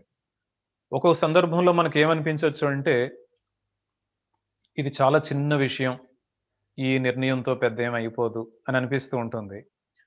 అయితే అటువంటి నిర్ణయాలే మన జీవితంలో ఎంతో మార్పును తెచ్చే అవకాశం ఉంటుందన్నమాట. కాబట్టి మనం ప్రతిరోజు కూడా, ప్రతి క్షణం కూడా ఈ పాయింట్‌కి చాలా ఎక్కువ ఇంపార్టెన్స్ ఇవ్వాలన్నమాట. మనం తీసుకునే ప్రతి నిర్ణయం కూడా ఎటువంటి నిర్ణయాలు మనం తీసుకోవాలి. ఫస్ట్ పాయింట్ మనం గుర్తుంచుకోవాలి ఏంటంటే, మనం ఏదైనా ఒక నిర్ణయం తీసుకున్నప్పుడు అది ఆ నిర్ణయం వలన మనకి మంచి కలగాలి. అదే విధంగా ఇతరులకు కూడా మంచి కలగాలి. మనం తీసుకునే నిర్ణయం వలన మనకి గాని, ఇతరులకు గాని హాని కలిగే విధంగా ఉండకూడదు. అటువంటి నిర్ణయాలను మనం తీసుకోవాలి. అయితే ఇక్కడ ప్రశ్న ఏంటంటే, ఎటువంటి పరిస్థితుల్లో అయినా సరే, ఏమాత్రం కూడా ఒత్తిడికి లోను కాకుండా సరైన నిర్ణయం ఏ విధంగా తీసుకునే అవకాశం ఉంది? ఇది మనం ఏం చేయాలి అంటే, మనం ముందు నుంచే ఆ ప్రిపరేషన్ అనేది ఉండాలన్నమాట. అంటే మన మైండ్ ఎప్పుడు కూడా కామ్‌గా, స్టడీగా ఉంచే ప్రయత్నం చేయాలి. ఇప్పటికే మనం కొన్ని పాయింట్స్ అవి చెప్పుకున్నాం. మైండ్ ఏ విధంగా స్టడీగా పెట్టుకోవచ్చు, ఏ విధంగా స్ట్రెంథెన్ చేసుకోవచ్చు. కాబట్టి ఫస్ట్ పాయింట్ మనం గుర్తుంచుకోవాల్సింది ఏంటంటే, మైండ్ ఎప్పుడు కూడా మనం కామ్‌గా, స్టడీగా ఉంచుకునే ప్రయత్నం చేయాలన్నమాట. ఎప్పుడైతే చేస్తామో అనుకున్న సమయానికి, ఆ టైంలో ఎటువంటి అడ్డంకులున్నా, ఎటువంటి సర్కమ్‌స్టాన్సెస్ ఉన్నా సరే, మనం సరైన నిర్ణయం తీసుకునే అవకాశం ఉంటుందన్నమాట. అవకాశం ఎప్పుడు ఉంటుంది అంటే, ముందు మన మైండ్ రెస్ట్‌లెస్‌గా ఉండకూడదు. మన మైండ్‌లో ఆ కామ్‌నెస్ అని, స్టడీనెస్ అని ఇవన్నీ కూడా మనం మెయింటైన్ చేయగలిగి ఉండాలన్నమాట. అండ్ సెకండ్ పాయింట్ మనం గుర్తుంచుకోవాల్సింది ఏంటంటే, మనం ఎప్పుడూ కూడా మనలో ఉన్న భావాలను ఏదైనా ఒక నిర్ణయం తీసుకోవడానికి ముందు కూడా మనం ఏంటంటే వెల్ విషర్స్‌తో పంచుకోవచ్చు.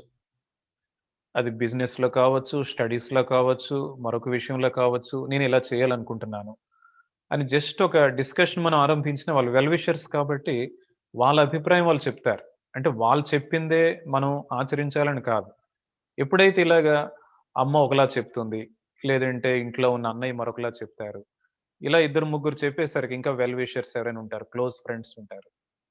ఇలా చెప్పేసరికి మనకి ఆలోచన ఇంకొంచెం బ్రాడ్‌గా ఉంటుందన్నమాట.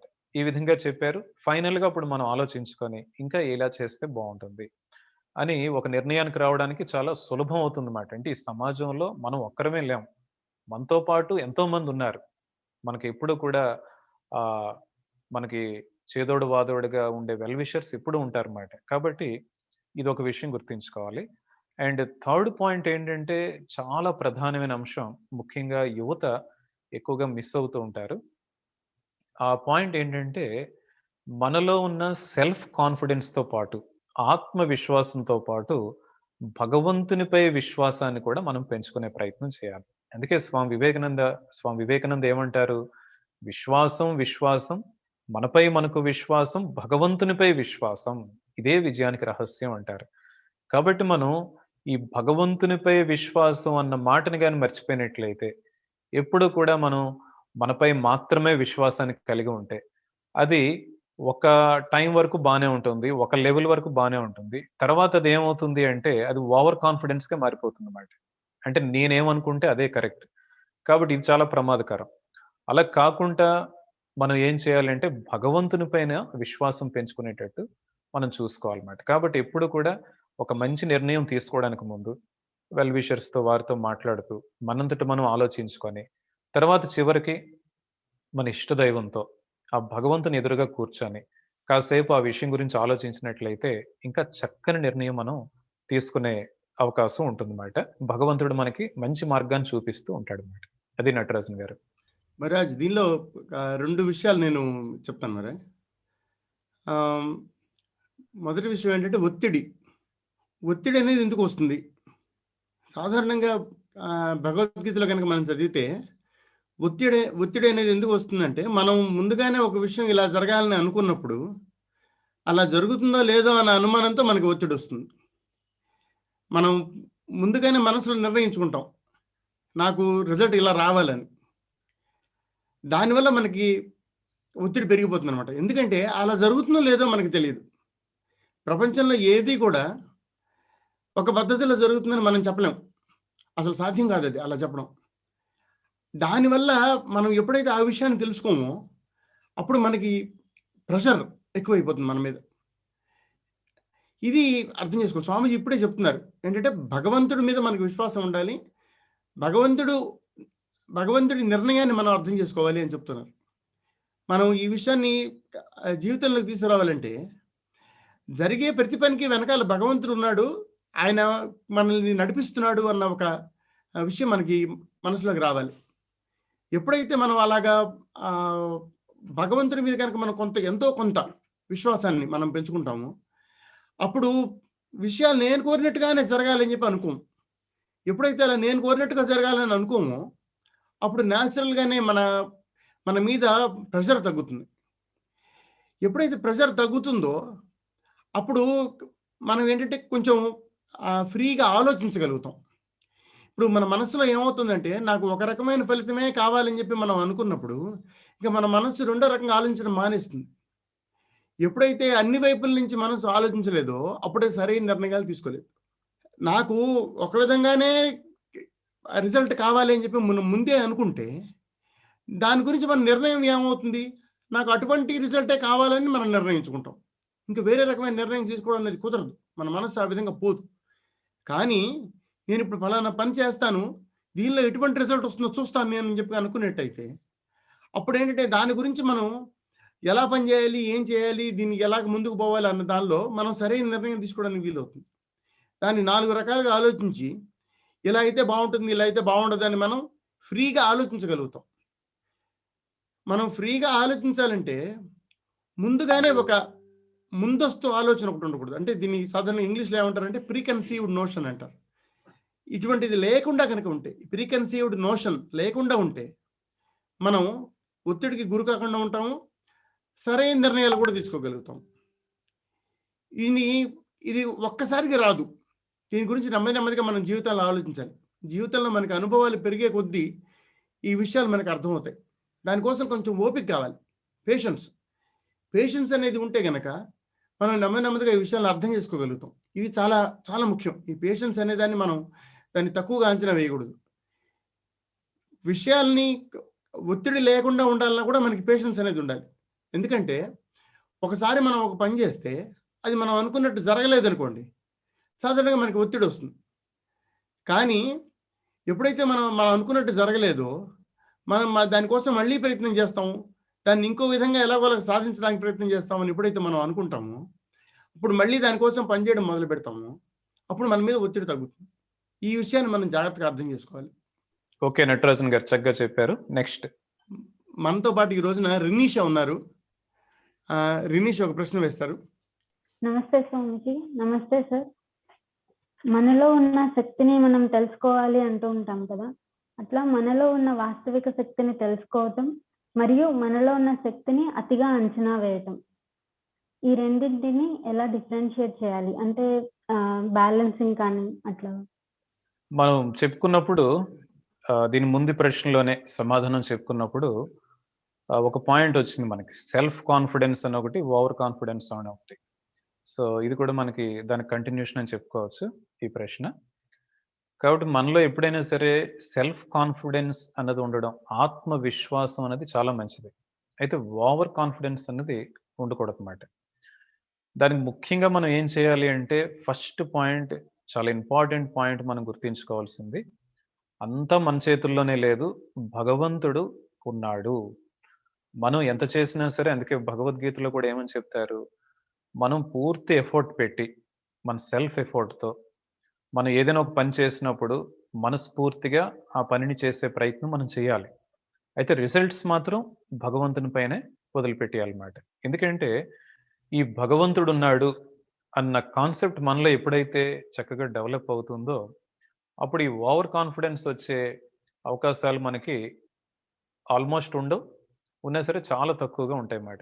ఎవరిలో ఈ ఓవర్ కాన్ఫిడెన్స్ పెరుగుతుంది అంటే, భగవంతునిపై సరైన విశ్వాసం లేని వారికన్నమాట. కాబట్టి ఇక్కడ నెక్స్ట్ పాయింట్ ఏమని చెప్తున్నాం మనం, ఈ వాస్తవిక శక్తిని, మనలో ఉన్న వాస్తవిక శక్తిని తెలుసుకోవడం, మరియు మనలో ఉన్న శక్తి గురించి అతిగా అంచనా వేయడం. ఈ రెండిటి మధ్య బ్యాలెన్స్ ఎలా ఉండాలి? మనకెలా తెలుస్తుంది ప్రాక్టికల్‌గా? థియరిటికల్‌గా చెప్పుకోవడానికి బానే ఉంది.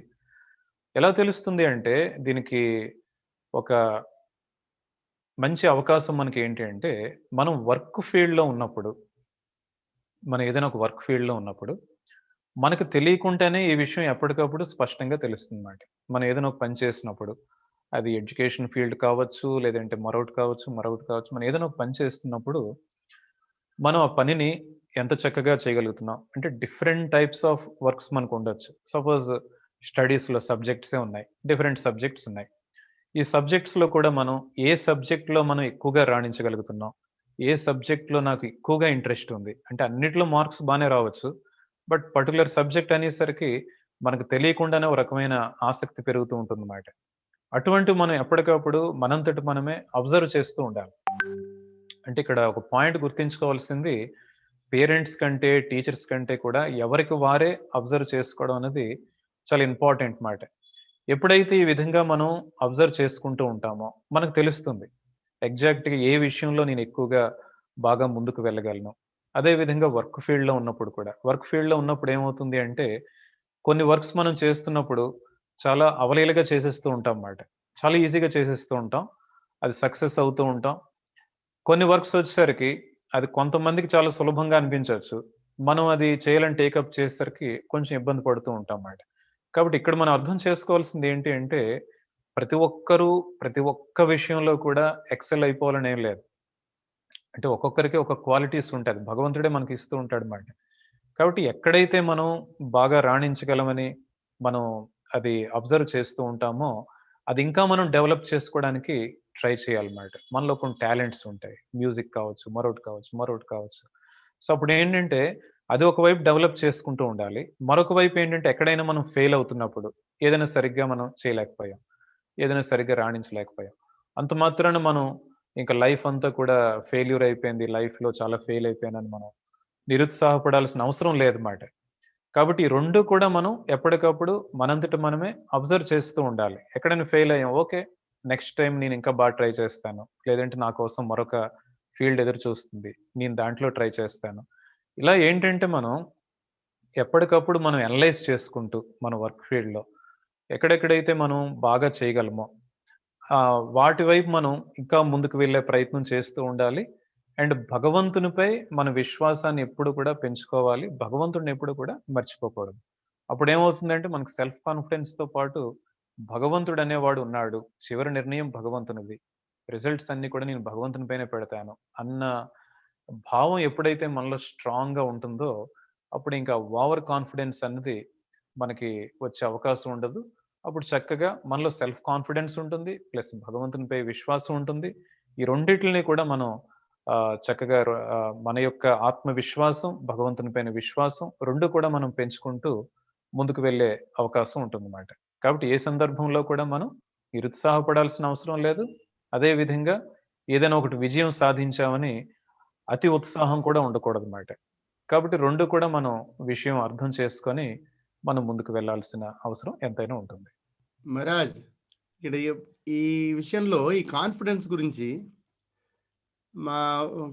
నాకు తెలిసిన కుర్రవాడు 2 మాటలు చెప్పాడు. ఏంటంటే ఆత్మవిశ్వాసం, అతి విశ్వాసం. Self confidence, over confidence.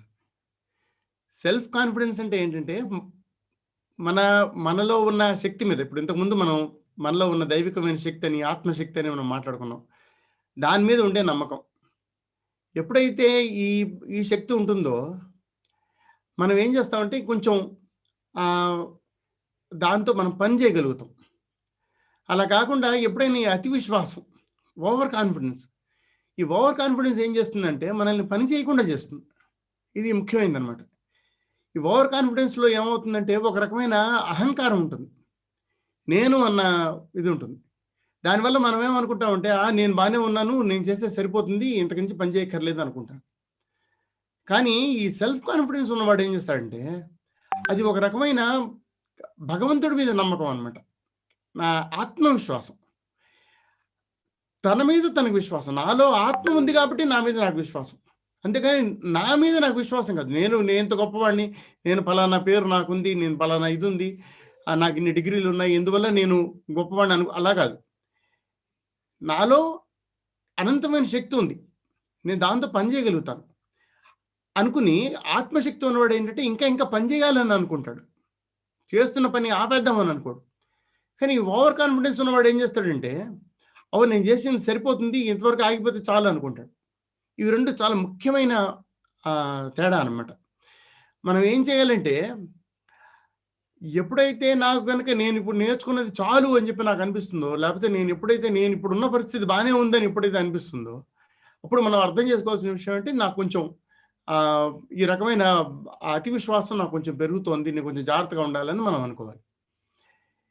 ఎప్పుడైతే కనుక నేను నేర్చుకున్నది ఇంతవరకు చేశాను, ఇంకా నేను కొంచెం ముందుకు వెళ్ళడానికి నాకు అవకాశం ఉంది అని చెప్పి ఎప్పుడైతే అనుకుంటామో అది చాలా మంచి విషయం. మనకి కఠోపనిషత్తులో ఇది కనిపిస్తుంది.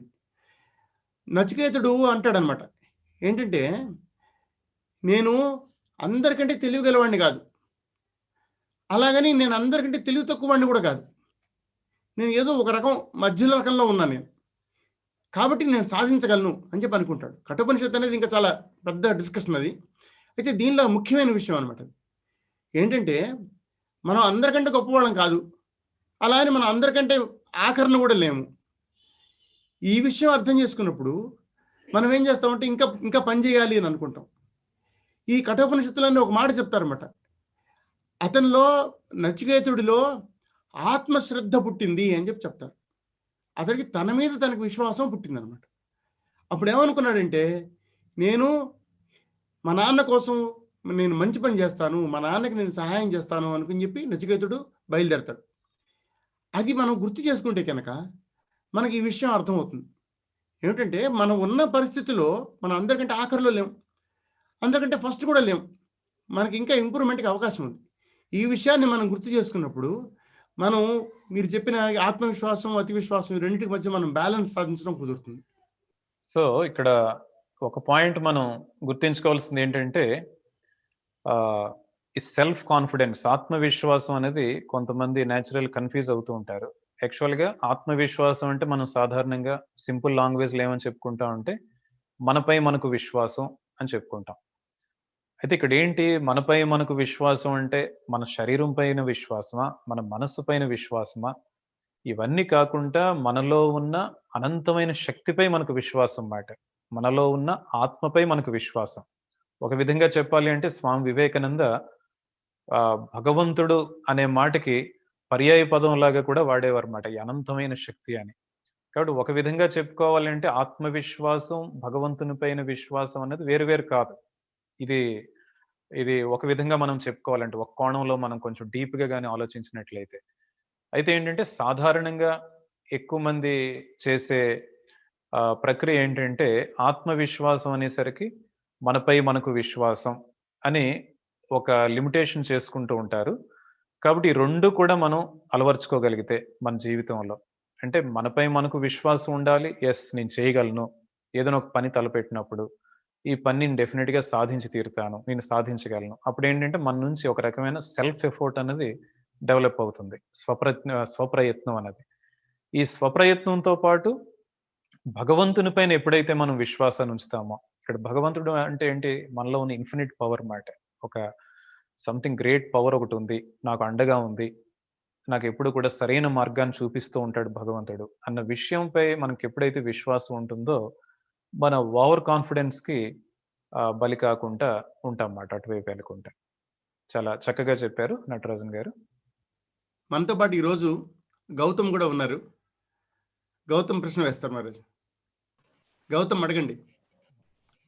విద్యార్థి జీవితంలో ఆధ్యాత్మికత యొక్క ప్రాముఖ్యత ఏమిటి? యువతలో ఆధ్యాత్మికతను ఎలా పెంపొందించాలి? మహారాజ్, విద్యార్థి జీవితంలో ఆధ్యాత్మికత యొక్క ప్రాముఖ్యత ఏమిటి, యువతలో ఆధ్యాత్మిక భావాలను ఎలా పెంపొందించాలి, ఇది ప్రశ్న మహారాజ్. చాలా చక్కని ప్రశ్న. అసలు విద్యార్థి జీవితంలో, యువత జీవితంలో ఆధ్యాత్మికతకు ఏమైనా ప్రాధాన్యం ఉందా లేదా? ఒకవేళ ప్రాధాన్యం ఉంటే అటువంటి ఆధ్యాత్మిక భావాలను ఏ విధంగా పెంపొందించుకునే అవకాశం ఉంది? చాలా చక్కని ప్రశ్న ఇది. మనం సంక్షిప్తంగా చెప్పుకోవాలి అంటే అసలు ఆధ్యాత్మికత అంటే ఏంటి? ఒక మాటలో చెప్పుకోవాలి అంటే మనలో ఉన్న స్వార్థాన్ని తగ్గించుకొని మనలో ఉన్న నిస్వార్థాన్ని పెంచుకోగలిగితే అదే ఆధ్యాత్మికత. అంటే మనం మన గురించి మనం ఆలోచించడం తగ్గించుకొని మనం ఇతరుల కోసం ఆలోచించడం నేర్చుకోవాలన్నమాట. మన కోసం మనం జీవించడం కాకుండా మనం ఇతరుల కోసం జీవించాలి. ఎప్పుడైతే ఈ యాటిట్యూడ్ మనం డెవలప్ చేసుకుంటామో అదే నిజమైన ఆధ్యాత్మికత. అంతేగాని మనం ఎన్ని తీర్థయాత్రలకు వెళ్తున్నాం, ఎన్ని పుణ్యక్షేత్రాలకు వెళ్తున్నాం, ఎన్ని పూజలు చేస్తున్నాం, మనం ఎన్ని రిచువల్స్ ఫాలో అవుతున్నాం, ఇదంతా కూడా నిజమైన ఆధ్యాత్మికత అని మనం చెప్పుకోవడానికి లేదు.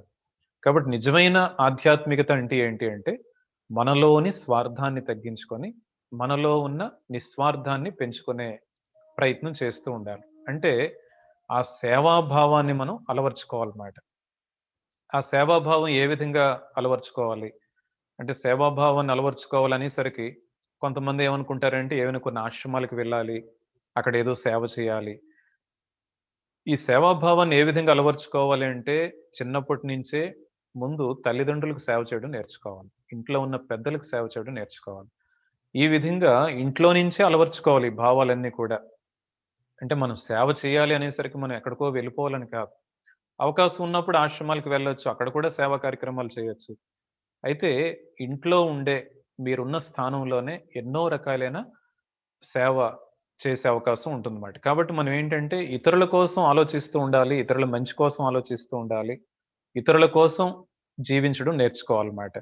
ఎప్పుడైతే మనం చిన్నప్పటి నుంచి ఇటువంటి యాటిట్యూడ్ డెవలప్ చేసుకుంటామో అప్పుడు ఏమవుతుంది అంటే అది మనకి మంచి కలుగుతుంది, ఈ సమాజానికి కూడా మనం ఒక గొప్ప సంపదగా మారుతాం అన్నమాట.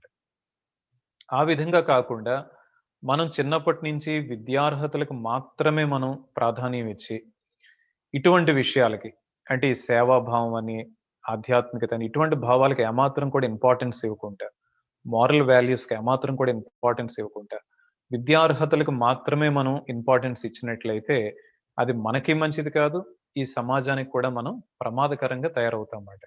కాబట్టి మనం చేయాల్సింది ఏంటి అంటే ముందు ఆధ్యాత్మికత అంటే ఏంటో తెలుసుకోవాలి. ఆధ్యాత్మికత అంటే అది ఏదో పెద్ద పదం, ఏదో 60 సంవత్సరాల తర్వాత 70 సంవత్సరాల తర్వాత మనం దాని గురించి ఆలోచించవచ్చు అనుకోవడం పొరపాటు మాట. స్వామి వివేకానంద ఏమని చెప్తారు అంటే ఎంత చిన్న వయసు నుండి ఈ అద్వైతాన్ని అర్థం చేసుకోగలిగితే అంత మంచిది అంటారు. అంటే నాలో అనంతమైన శక్తి ఉంది, నేను ఒక సాధారణమైన మనిషిని కాదు, నాలో ఏదో అద్భుతమైన శక్తి ఉంది, దివ్యమైన శక్తి ఉంది, నేను ఎన్నో విజయాలను సాధించడానికే వచ్చాను అన్న విషయం వీలైనంత చిన్న వయసులోనే మనం పిల్లలకి ఈ విషయాన్ని వాళ్ళకి తెలియజేయాలి అని చాలా స్పష్టంగా చెప్తారన్నమాట. మనం చూసినట్లయితే ఉపనిషదిక్ స్టోరీస్ లో మదాలస అని ఉంటారు.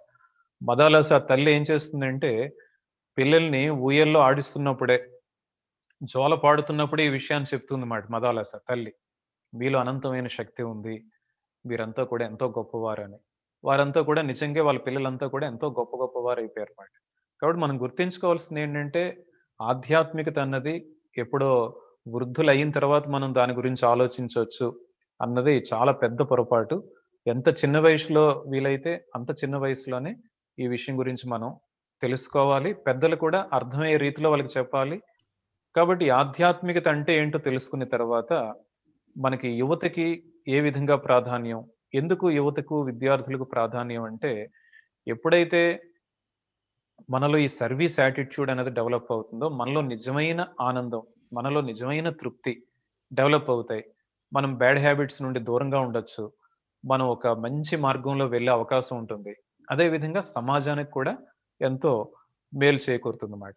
అండ్ నెక్స్ట్ పాయింట్ ఏమని అడుగుతున్నారు అంటే, మరి యువతలో, విద్యార్థుల్లో ఇటువంటి ఆధ్యాత్మిక భావాలను పెంపొందించుకోవాలంటే ఏం చేయాలి? కొన్ని పాయింట్స్ మనం చూసినట్లయితే, స్వామి వివేకానంద లిటరేచర్‌ని చదవడంతో పాటు, స్వామి వివేకానంద ఐడియాస్‌ని మనం ఒక గ్రూప్ డిస్కషన్ లాగా చేసుకుంటూ ఉండాలన్నమాట. అప్పుడప్పుడు యూత్ ఇప్పుడేంటంటే మనకు ఆన్‌లైన్ సౌకర్యం ఇవన్నీ కూడా వచ్చాయి. ఎంతో మందికి ఈ విషయం చాలా అవలీలగా, ముఖ్యంగా విద్యార్థులు, యువతకి ఇది చాలా అవలీలగా చేయగలరు. కాబట్టి ఏంటంటే అట్‌లీస్ట్ ఆన్‌లైన్‌లో అయినా సరే యూత్ అంతా కూడా కలుస్తూ, లైక్ మైండెడ్ యువత కలుస్తూ, స్వామి వివేకానంద ఐడియాస్‌ని డిస్కస్ చేసుకుంటూ ఉండాలన్నమాట. ఈ విధంగా చర్చించుకుంటూ ఉంటే, మనకి తెలియకుండానే వాటి వలన ఎన్నో అడ్వాంటేజెస్ ఉంటాయన్నమాట. అంటే మనకు తెలిసిన విషయాలు మరల మరల గుర్తొస్తూ ఉంటాయి. మనలో ఒక రకమైన కన్విక్షన్ ఏర్పడుతూ ఉంటుందన్నమాట. అటువంటి డిస్కషన్స్ వల్ల మెయిన్ ప్రయోజనం ఏమవుతుంది అంటే, మనం ఎక్కడో చదివిన విషయాన్ని, లేదంటే విన్న విషయాన్ని ఎప్పుడైతే మనం ఇతరులతో చర్చిస్తున్నామో, మనలో ఒక రకమైన కన్విక్షన్ ఒచ్చి, మన జీవితంలో ఇంకా ఎక్కువగా ఆచరించే అవకాశం ఉంటుందన్నమాట. అదే విధంగా మరొక ఇంపార్టెంట్ పాయింట్ మనం గుర్తుంచుకోవాల్సిందేంటంటే, ఎక్కువ మంది చేసే పొరపాటు, ముఖ్యంగా మన భారతదేశంలో, థియరీకి ఎక్కువగా ఇంపార్టెన్స్ ఇచ్చి, ప్రాక్టికల్ యాస్పెక్ట్‌కి ఏమాత్రం కూడా ఇంపార్టెన్స్ ఇవ్వరన్నమాట. అంటే చెప్పేటప్పుడు ఏంటంటే, ఏవో పెద్ద పెద్ద మాటలన్నీ ఉంటాయి. బట్ ప్రాక్టికల్ ఫీల్డ్‌లోకొచ్చేసరికి అక్కడ పెద్ద ఏం కనిపించదన్నమాట. ఆ విధంగా కాకుండా మనం సేవా యజ్ఞ అని ఆరంభించొచ్చు. ఎవరికి వాళ్ళే చేయొచ్చు. లేదంటే ఒక గ్రూప్‌గా ఫార్మ్ అయ్యి, ఒక ముగ్గురు, నలుగురు యువత కలిసి ఏదైనా ఒక చిన్న సేవా కార్యక్రమం, మనం ఏదో ఎక్కువ ఎక్కువ డబ్బులు ఖర్చు పెట్టాలని లేదన్నమాట. ఏదైనా ఒక చిన్న సేవా కార్యక్రమం మనం గాని చేయగలిగితే, మనం అనుభవపూర్వకంగా అంటే బై ఎక్స్‌పీరియన్స్ తెలుసుకోవచ్చుమాట. మనం ఏదో ఇక్కడ ఒక స్వామీజీ చెప్తున్నారనో, లేదంటే మరొకరు చెప్తున్నారనో, సేవ చేయడం వలన ఆనందం వస్తుంది, తృప్తి వస్తుంది అని చెప్తున్నాం. నిజంగా ఎటువంటి ఆనందం కలుగుతుంది? ఎటువంటి తృప్తి కలుగుతుంది? మనం ఎందుకు చిన్న సేవ చేసి చూడకూడదు? ఇక్కడ మనం స్కూల్‌లో ఏం చేస్తున్నామంటే, మన స్టూడెంట్స్‌ని ఎంకరేజ్ చేస్తున్నామాట. వాళ్ళకి హాలిడేస్ టైమ్‌లో సండేస్ కావచ్చు, లేదంటే పొంగల్ హాలిడేస్ అని, దసరా వెకేషన్స్ అని, ఇటువంటి టైంలో వారినేంటంటే ఎక్కడైనా అనాథాశ్రమాలకి, లేదంటే వృద్ధాశ్రమాలకి వెళ్ళి, ఏవైనా వాళ్ళకి వాళ్ళతో ప్రేమతో మాట్లాడమని చెప్తున్నామాట. కాబట్టి పిల్లలేంటంటే ఒక్కొక్కసారి కొంతమంది పిల్లలు కలిపి వెళ్తూ ఉంటారు. మన స్కూల్ స్టూడెంట్స్. లేదంటే వాళ్ళ పేరెంట్స్‌ని తీసుకొని వెళ్తూ ఉంటారు. వాళ్ళకేమైనా అవకాశం ఉంటే వారేమైనా వాళ్ళు తీసుకొని వెళ్తూ ఉంటారు. ఫుడ్ ఐటెమ్స్ ఏమైనా. లేదు అంటే అట్‌లీస్ట్ మనం ఏం చేయాలి? వారితో మన ప్రేమను పంచుకుంటూ ఉండాలమాట. ఎప్పుడైతే ఈ ప్రేమను పంచుకుంటామో, అది ఒక గొప్ప సేవగా మారిపోతుందన్నమాట. అంటే సేవ చేయడానికి మనం ఏదో ఎక్కువ డబ్బులు ఖర్చు పెట్టాలని లేదు. మన దగ్గర ఒక్క రూపాయి కూడా లేకుండా మనం చక్కని సేవా కార్యక్రమాలు ఎన్నో చేయొచ్చుమాట. వారిలో ప్రేమనందించడం, వాళ్ళకి మోటివేట్ చేయడం, మంచి మంచి స్టోరీస్ చెప్పడం, ఇదంతా కూడా సేవే. సేవ అంటే డబ్బుల ద్వారా అవుతుందని కాదు. ఎన్నో విధాలుగా మనం సేవ చేసే అవకాశం ఉంటుందన్నమాట. కాబట్టి practical aspect few years back ఏంటంటే, మన రామకృష్ణ మిషన్ కొన్ని ఆశ్రమాల్లో, ఈవెన్ పూణే, ఇక్కడ సీతానగరం, ఈవెన్ రాజ్‌కోట్ ఇటువంటి ఆశ్రమాల్లో ఏంటంటే సేవా యజ్ఞ అని కార్యక్రమాలు మనం పెట్టామాట. దీంట్లో ఏమవుతుందంటే యూత్ కొంతమంది చిన్న చిన్న గ్రూప్స్‌గా ఫార్మ్ అయ్యి, ఒక చిన్న సేవా కార్యక్రమం చేసి, అది మనకి తెలియజేస్తారన్నమాట. కాబట్టి ఇటువంటి సేవా యజ్ఞం అనేది మనం ప్రాక్టికల్‌గా చేస్తూ ఉంటే, దానివలన ఏంటంటే, మనలో ఒక రకమైన బ్రాడ్‌నెస్ డెవలప్ అవుతుంది. ఆ సేవ చేయడం వల్ల వచ్చే ఆనందం ఏంటో తెలుస్తుంది. దాంట్లో కొన్ని ఇబ్బందులు కూడా రావచ్చు. ఆ ఇబ్బందుల్ని ఎలా ఫేస్ చేయాలో తెలుస్తుంది. సో, ఇక్కడ మెయిన్ పాయింట్ మనం ఏంటంటే, యువతలో ఆధ్యాత్మిక భావాలను ఎలా పెంపొందించుకోవాలి అంటే, ఏదో రోజంతా ధ్యానం చేస్తూ కూర్చోవాలని కాదు. డెఫినిట్‌గా మనం కొంత టైం ధ్యానం చేయాలి, యోగాసనాలు చేయాలి అంతా మంచిదే. అయితే ఈ ప్రాక్టికల్ ఫీల్డ్‌లోకొచ్చేసరికి, ఈ సేవ చేయడానికి మనం కొంతైనా టైం స్పేర్ చేయగలిగితే, రోజుకి 24 అవర్స్ టైం ఉంది. ఆ రోజులో కొంతైనా మనం టైం స్పేర్ చేయగలిగితే, ఇదివరకు కూడా మనం కొన్ని చెప్పుకున్నాం. మన రొటీన్ ఇలా ఇలా ఉంటే బావుంటుందని. దాని అర్థం ఏంటంటే, ఈ ధ్యానం అన్నది ఏదో మనం గంటల కొద్దీ చేసేయాలని కాదు. అట్‌లీస్ట్ కొంత టైం అయినా మనం అరేంజ్ చేసుకోగలిగితే, యోగాసనాలకు కొంత టైం. ఇలా ఎప్పుడైతే చేసుకుంటామో, ఆ ప్రాక్టికల్ ఫీల్డ్‌లో కూడా, సేవ చేయడంలో కూడా మనం ఎప్పుడైతే కొంతైనా టైం స్పేర్ చేయగలుగుతామో, అప్పుడు డెఫినిట్‌గా మనం నిజమైన ఆధ్యాత్మిక జీవితాన్ని గడిపే అవకాశం ఉంటుంది. ఆధ్యాత్మిక జీవితంలో మనం విద్యార్థి దశలోనే పురోగతి చెందే అవకాశం ఉంటుందన్నమాట. మహారాజ్ భగవద్గీతలో ఆధ్యాత్మ విద్యానామం అని చెప్తారండి. నేను ఎక్కడున్నానంటే విద్యలలో ఆధ్యాత్మ విద్య రూపంలో ఉన్నాను అని చెప్తారు కృష్ణుడు. అదేంటంటే ఆధ్యాత్మ విద్య అనేది అంత ముఖ్యమైనదని ఆయన ఉద్దేశం. ఆధ్యాత్మ విద్య అంటే ఏంటంటే నేను ఎవరిని అని చెప్పి తెలుసుకోవడానికి ప్రయత్నించడం. నేను ఎందుకు ఇలా ఉన్నాను, ఈ ప్రపంచం ఎందుకు ఇలా ఉంది, ఈ ప్రపంచంలో నేనెవరిని, నా పరిస్థితి ఏమిటని తెలుసుకోవడానికి ప్రయత్నించడమే ఆధ్యాత్మ విద్య. ప్రహ్లాదుణ్ణి తండ్రి అడుగుతాడు, హిరణ్యకశిపుడు అడుగుతాడు ప్రహ్లాదుణ్ణి, ఏం నేర్చుకుని వచ్చావు నువ్వు అని. అప్పుడు ప్రహ్లాదుడు చెప్తాడనమాట, ఏంటంటే చదువులలో సారమెల్ల చదివితి తండ్రి అంటాడు. చదువుల్లో సారం ఏదైతే ఉందో దాన్ని నేను తెలుసుకున్నాను అంటాడు. ఏమి తెలుసుకున్నావు నువ్వు అంటే ఈ ప్రపంచం అంతా కూడా విష్ణువే ఉన్నాడు, విష్ణుమయం ఈ ప్రపంచం అంతా కూడా అని చెప్తాడు. అంటే ఏంటంటే భగవంతుడే ఈ ప్రపంచంలో ఉన్నాడు అన్న విషయాన్ని మనం అర్థం చేసుకోవాలి. అదే నిజంగా మనం చదువులో నేర్చుకోవాల్సిన విషయం అదే. అయితే ఏంటంటే మనకి అది ఒక్క క్షణంలో అర్థం కాదు. ప్రపంచంలో అన్ని చోట్ల భగవంతుడే ఉన్నాడు అని చెప్పి తెలుసుకోవడం అనేది చాలా కష్టమైన విషయం, చాలా ఉన్నతమైన స్థితి అది. అయితే మన విద్య అనేది ఏం చేస్తుందంటే మనల్ని ఆ మార్గంలో నడిపిస్తుంది.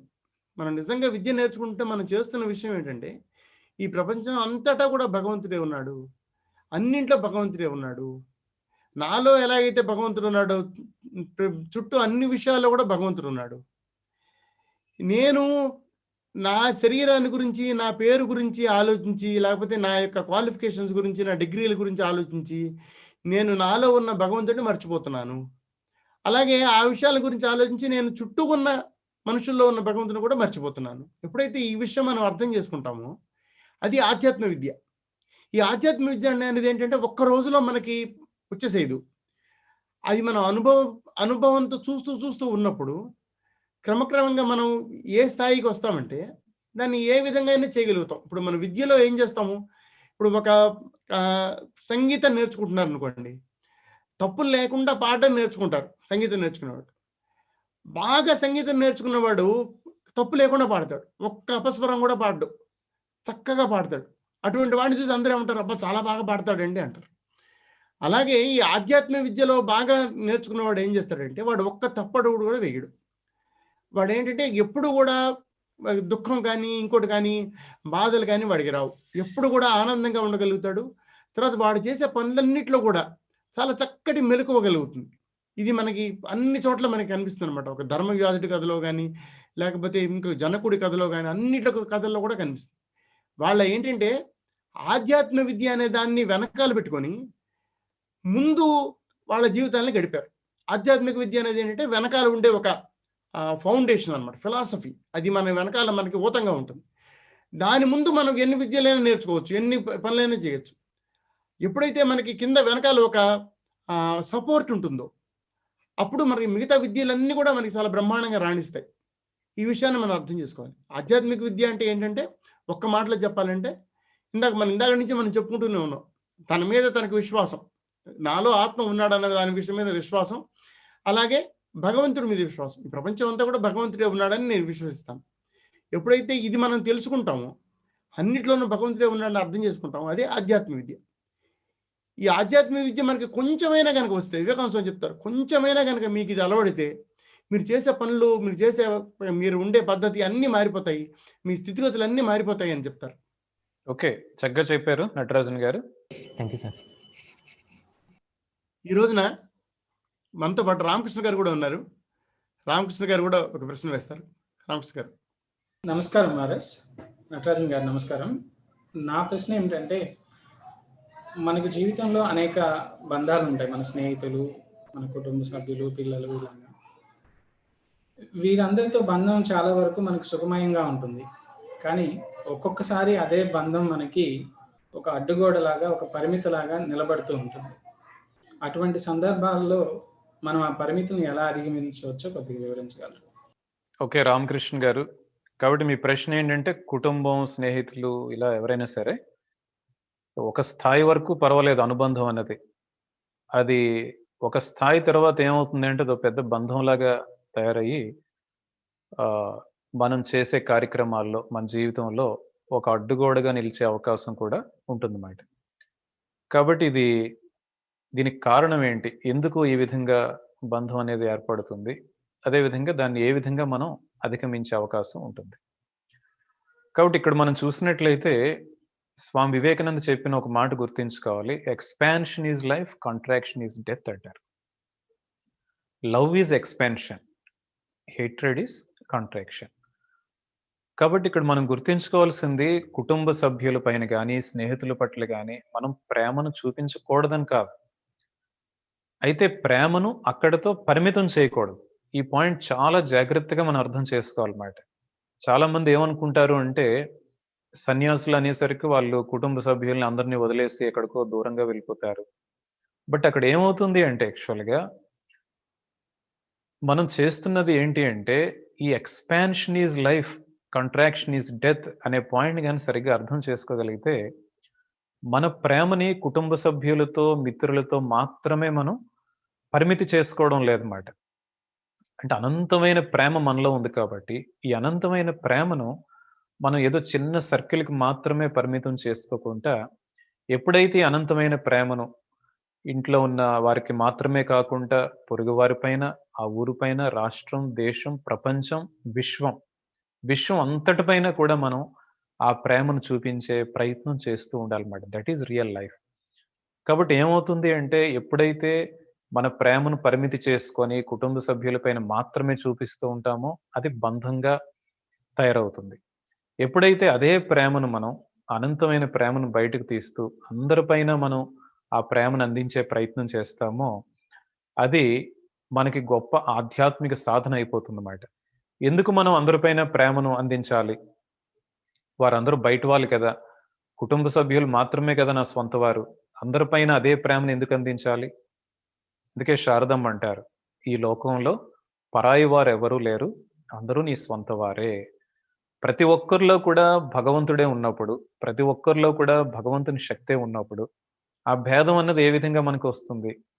ఆ భేదం అన్నది వచ్చింది అంటే అక్కడే మనం పొరపాటు చేస్తున్నామాట. కాబట్టి మనం గుర్తుంచుకోవాల్సింది ఏంటంటే ఎప్పుడైతే ఈ ప్రేమను అందరిపైన మనం అందించగలిగామో, ఎక్స్పాన్షన్ ఈజ్ లైఫ్, అప్పుడు మనలో కూడా ఒక రకమైన ఆనందం కలుగుతుంది. అదే విధంగా ఈ సమాజానికి కూడా అది ఎంతో మంచిదన్నమాట. ఇంకా శారదమ్మ ఏమంటారు అంటే ఆధ్యాత్మిక జీవితంలో పురోగతి చెందిన వారికి ఏమైనా ఒక సందర్భంలో అంటారన్నమాట. ఆధ్యాత్మిక జీవితంలో పురోగతి అంటే వారికి ఏమైనా తలపైన 2 కొమ్ములు వస్తాయా? ఆ విధంగా ఏం రావు. వారు కూడా మిగిలిన వాళ్ళకే కనిపిస్తారు బయటికి. అయితే ఆధ్యాత్మిక జీవితంలో పురోగతి వచ్చినట్లయితే వారేంటంటే ఆ నిస్వార్థమైన ప్రేమను, అనంతమైన ప్రేమను అందరిపైన కూడా మానవుల పట్లే కాకుండా ఆ మానవులు వారు గొప్ప మహాపురుషులైనా కావచ్చు, లేదంటే ఎన్నో చెడ్డ అలవాట్లకు బానిసలైన వారైనా కావచ్చు. అంటే వారి యొక్క మనోస్థితి ఏ విధంగా ఉన్నా సరే, వారి యొక్క జీవన శైలి ఏ విధంగా ఉన్నా సరే, అందరినీ కూడా ఒకే విధంగా ప్రేమించగలుగుతారన్నమాట.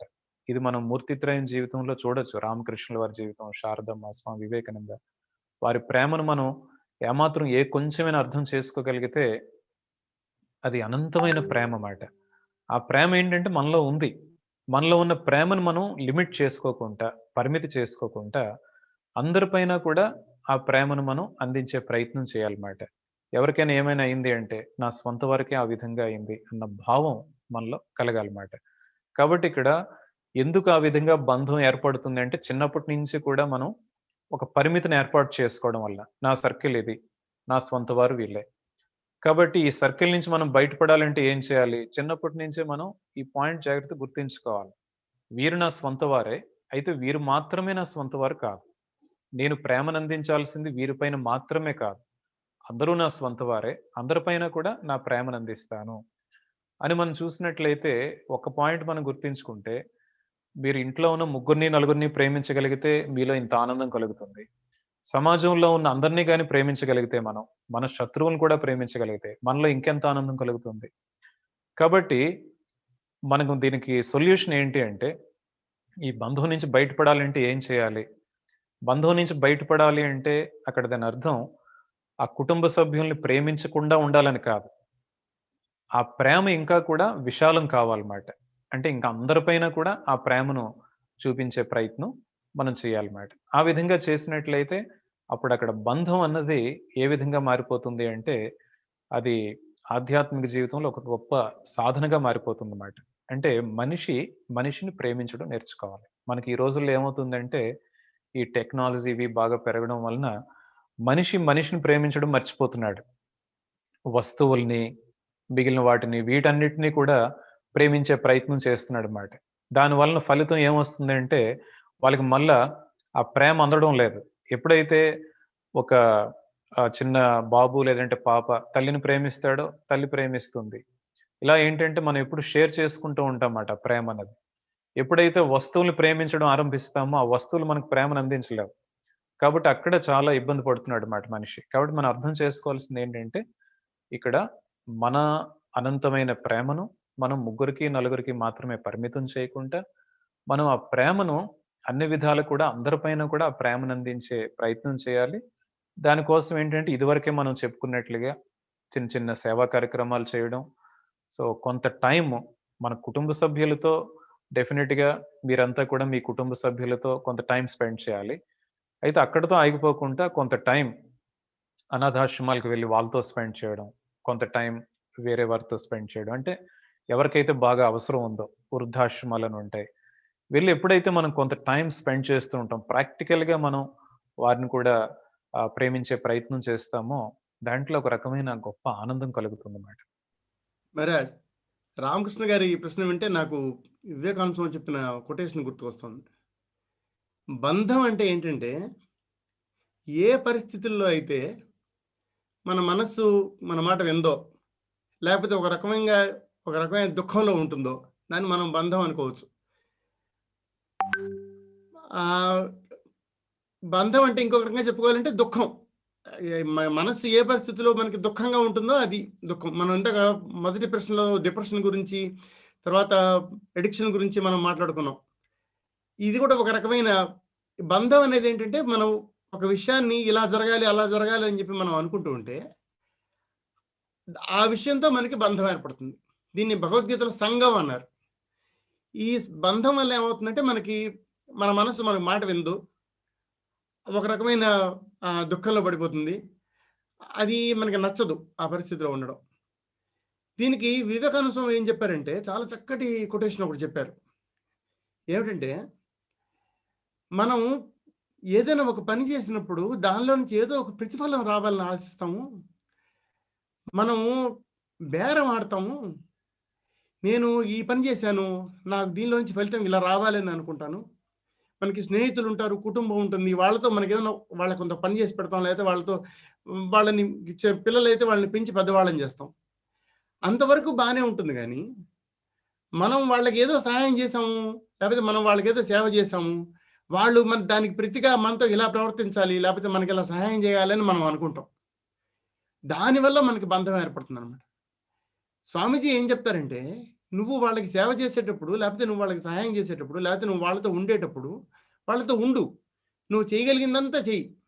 అంతేగాని దాని నుంచి నువ్వేం ప్రతిఫలం ఆశించొద్దు అని చెప్తారు.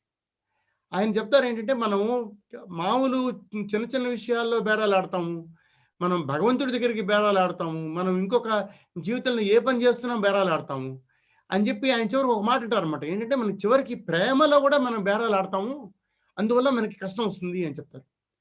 ప్రేమ అనేది ఏంటంటే, నేను కాదు నువ్వు అనుకున్నది ప్రేమ. అటువంటి ప్రేమ చూపిస్తున్నా అని చెప్పేటప్పుడు కూడా అవతల వాళ్ళు నాకేదో ఒక విధంగా నేను అనుకున్నట్టుగా ప్రవర్తించాలని మనం అనుకుంటాం. అది బేరం అనమాట. ఎప్పుడైతే మనం ప్రేమలో నుంచి, మనం నిస్వార్థమైన సేవలో నుంచి అక్కడ ఉండకుండా మనం ఎప్పుడైతే ఇలా బేరంలోకి దిగుతామో, నేను ఇది చేశాను కాబట్టి నాకు ఇది రిజల్ట్ రావాలని ఎప్పుడైతే అనుకుంటామో, అప్పుడు మనకి బంధం ఏర్పడుతుంది.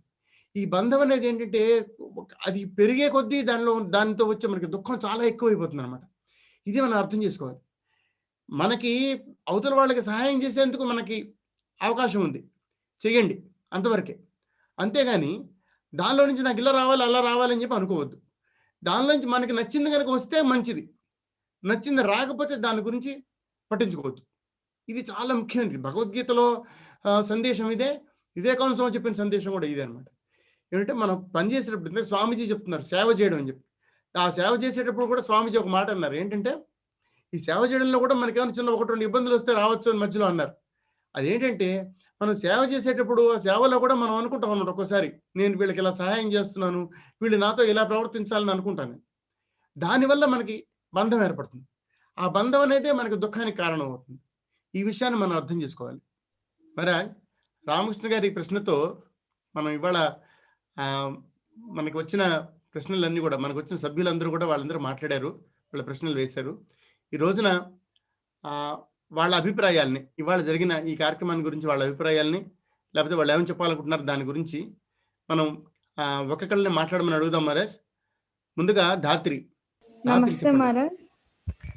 ఈరోజు జరిగిన సెషన్లో ఎన్నో మంచి విషయాలు మాకు తెలిపారు. ఇవన్నీ మాకు ఎంతో స్ఫూర్తిదాయకం.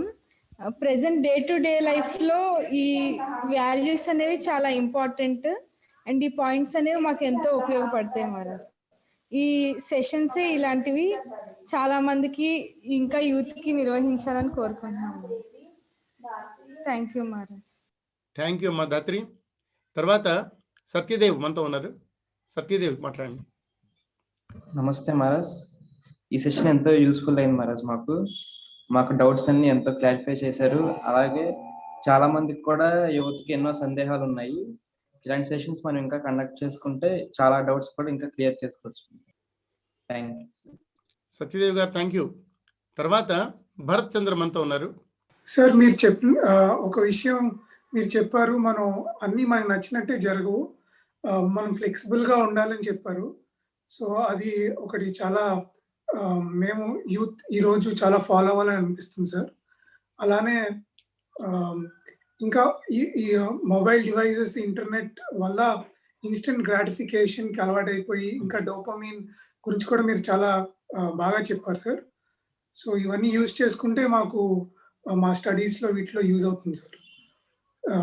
అంతే sir. Thank you Maharaj. Bharat Chandra, thank you so much Bharat Chandra. తర్వాత శ్రీదేవి ఉన్నారు. శ్రీదేవి. ఈ సెషన్ లో చెప్పిన పాయింట్స్ చాలా స్ఫూర్తిదాయకంగా ఉన్నాయి. ముఖ్యంగా మనం పని మీద, మన ఎఫర్ట్ మీద కాన్సన్ట్రేట్ చేస్తూ రిజల్ట్ గురించి అంతగా ఆలోచించకపోతే మనకి ఎటువంటి ఒత్తిడులు కానీ ఏమైనా ఎడిక్షన్స్ కానీ ఏమీ ఉండవు.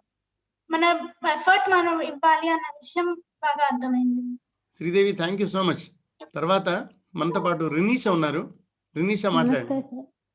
ఒకళ్ళు ఎవరి క్వశ్చన్ కి వాళ్ళు ఆన్సర్ చెప్పి వాళ్ళ వరకే దాన్ని డిఫైన్ చేయకుండా అందరికి, అంటే రకరకాల మనుషులు వాళ్ళ క్వశ్చన్స్ అందరికీ ఆన్సర్స్ తెలుస్తున్నాయి. అది చాలా హెల్ప్ఫుల్ గా ఉంది. అంటే మిగతా వాళ్ళ థాట్స్ ని అర్థం చేసుకోవటం, ఇంకా అందరూ లైవ్ లో ఉండటం వల్ల వెంటనే క్లారిఫికేషన్ కూడా చేసుకోవటానికి వీలవుతుంది. మాకు చాలా హెల్ప్ఫుల్ గా ఉంది. Thank you Rinisha. తర్వాత గౌతమ్ మనతో పాటు ఉన్నారు. గౌతమ్. నమస్తే సార్. చాలా ఇన్ఫర్మేటివ్ సెషన్ సార్. స్టూడెంట్స్ లైఫ్లో మెయిన్గా ఫేస్ చేస్తున్న ప్రాబ్లమ్స్ ఏవైతే ఉన్నాయో, లైక్ సెల్ ఫోన్ అడిక్షన్ కానీ, వాళ్ళ కాన్ఫిడెన్స్ రిలేటెడ్ ఇష్యూస్ కానీ, ఇంకా ప్రెషర్ని డీల్ చేసే విషయాలు కానీ చాలా చాలా చక్కగా చెప్పారు సార్. Thank you. అండ్ ఇలాంటి సెషన్స్ ఇంకా అవ్వాలని కోరుకుంటున్నాను సార్. Thank you Gautam. తర్వాత చివరిగా రామకృష్ణ గారు. ఈ చర్చా వేదిక నిజంగా చాలా ఉపయోగకరంగా ఉంది. దీంట్లో 4-5 స్టూడెంట్స్ వాళ్ళ యొక్క ప్రాబ్లమ్స్, ఇందాక పాప చెప్పిన విధంగా నలుగురి యొక్క ఆలోచన ధోరణి తెలుసుకొని అందులో నుంచి మనం మంచి అభిప్రాయాన్ని తెలుసుకోవడం చాలా ఆనందంగా ఉంది. ఇలాంటి సెషన్స్ ఇంకా ఎక్కువ జరిగితే ఎక్కువ ఉపయోగకరంగా ఉంటుందని ఆశిస్తున్నాం. రామకృష్ణ గారు, థ్యాంక్ యూ సో మచ్. స్వామీజీ, ఇవాళ చాలా చక్కటి డిస్కషన్ స్వామీజీ. ముఖ్యంగా విద్యార్థులకి ఈ రోజున ఈ సెల్ ఫోన్ యుగంలో, ఈ సోషల్ మీడియా యుగంలో ఎదురవుతున్న ప్రశ్నలు, వాటికి సమాధానాలు, అంతేకాకుండా ఆధ్యాత్మిక జీవితానికి, ఈ ఆధునిక జీవితానికి ఆధ్యాత్మిక జీవితానికి మధ్య మనం ఒక సమన్వయం గురించి ఈ రోజున మాట్లాడుకున్నాం మహారాజ్. మళ్ళీ ఇటువంటి చర్చా వేదికలను మనం ఇంకా కనుక కండక్ట్ చేస్తే దీనివల్ల విద్యార్థులకి చాలా మేలవుతుంది మహారాజ్. చాలా సంతోషం. మనం మరలా ప్రయత్నిద్దాం. ఇటువంటి సెషన్స్ ఇంకా ఎంతో మంది యూత్ ఉత్సాహం చూపిస్తూ ఉంటారు. వారికి కూడా ఎన్నో ప్రశ్నలు ఉండొచ్చు. కాబట్టి ఈ విధంగా మనం చేసినట్లయితే వారికి ఇంకా విషయం చక్కగా అర్థం చేసుకునే అవకాశం ఉంటుందని నాకు కూడా అనిపిస్తుంది. కాబట్టి మనం మరొక సెషన్ కోసం అవకాశం ఉన్నప్పుడు ప్రయత్నిద్దాం. ఓం శాంతి శాంతి శాంతి. హరి ఓం తత్సత్. శ్రీరామకృష్ణార్పణమస్తు. శ్రీరామకృష్ణార్పణమస్తు. ఓకే. శ్రీరామకృష్ణ ప్రభ యూట్యూబ్ ఛానల్ ప్రేక్షకులందరికీ నమస్కారం. మళ్ళీ ఇటువంటి చర్చా వేదికతో మళ్ళీ ఇంకొకసారి కలుసుకుందాం. అంతవరకు సెలవు. నమస్కారం.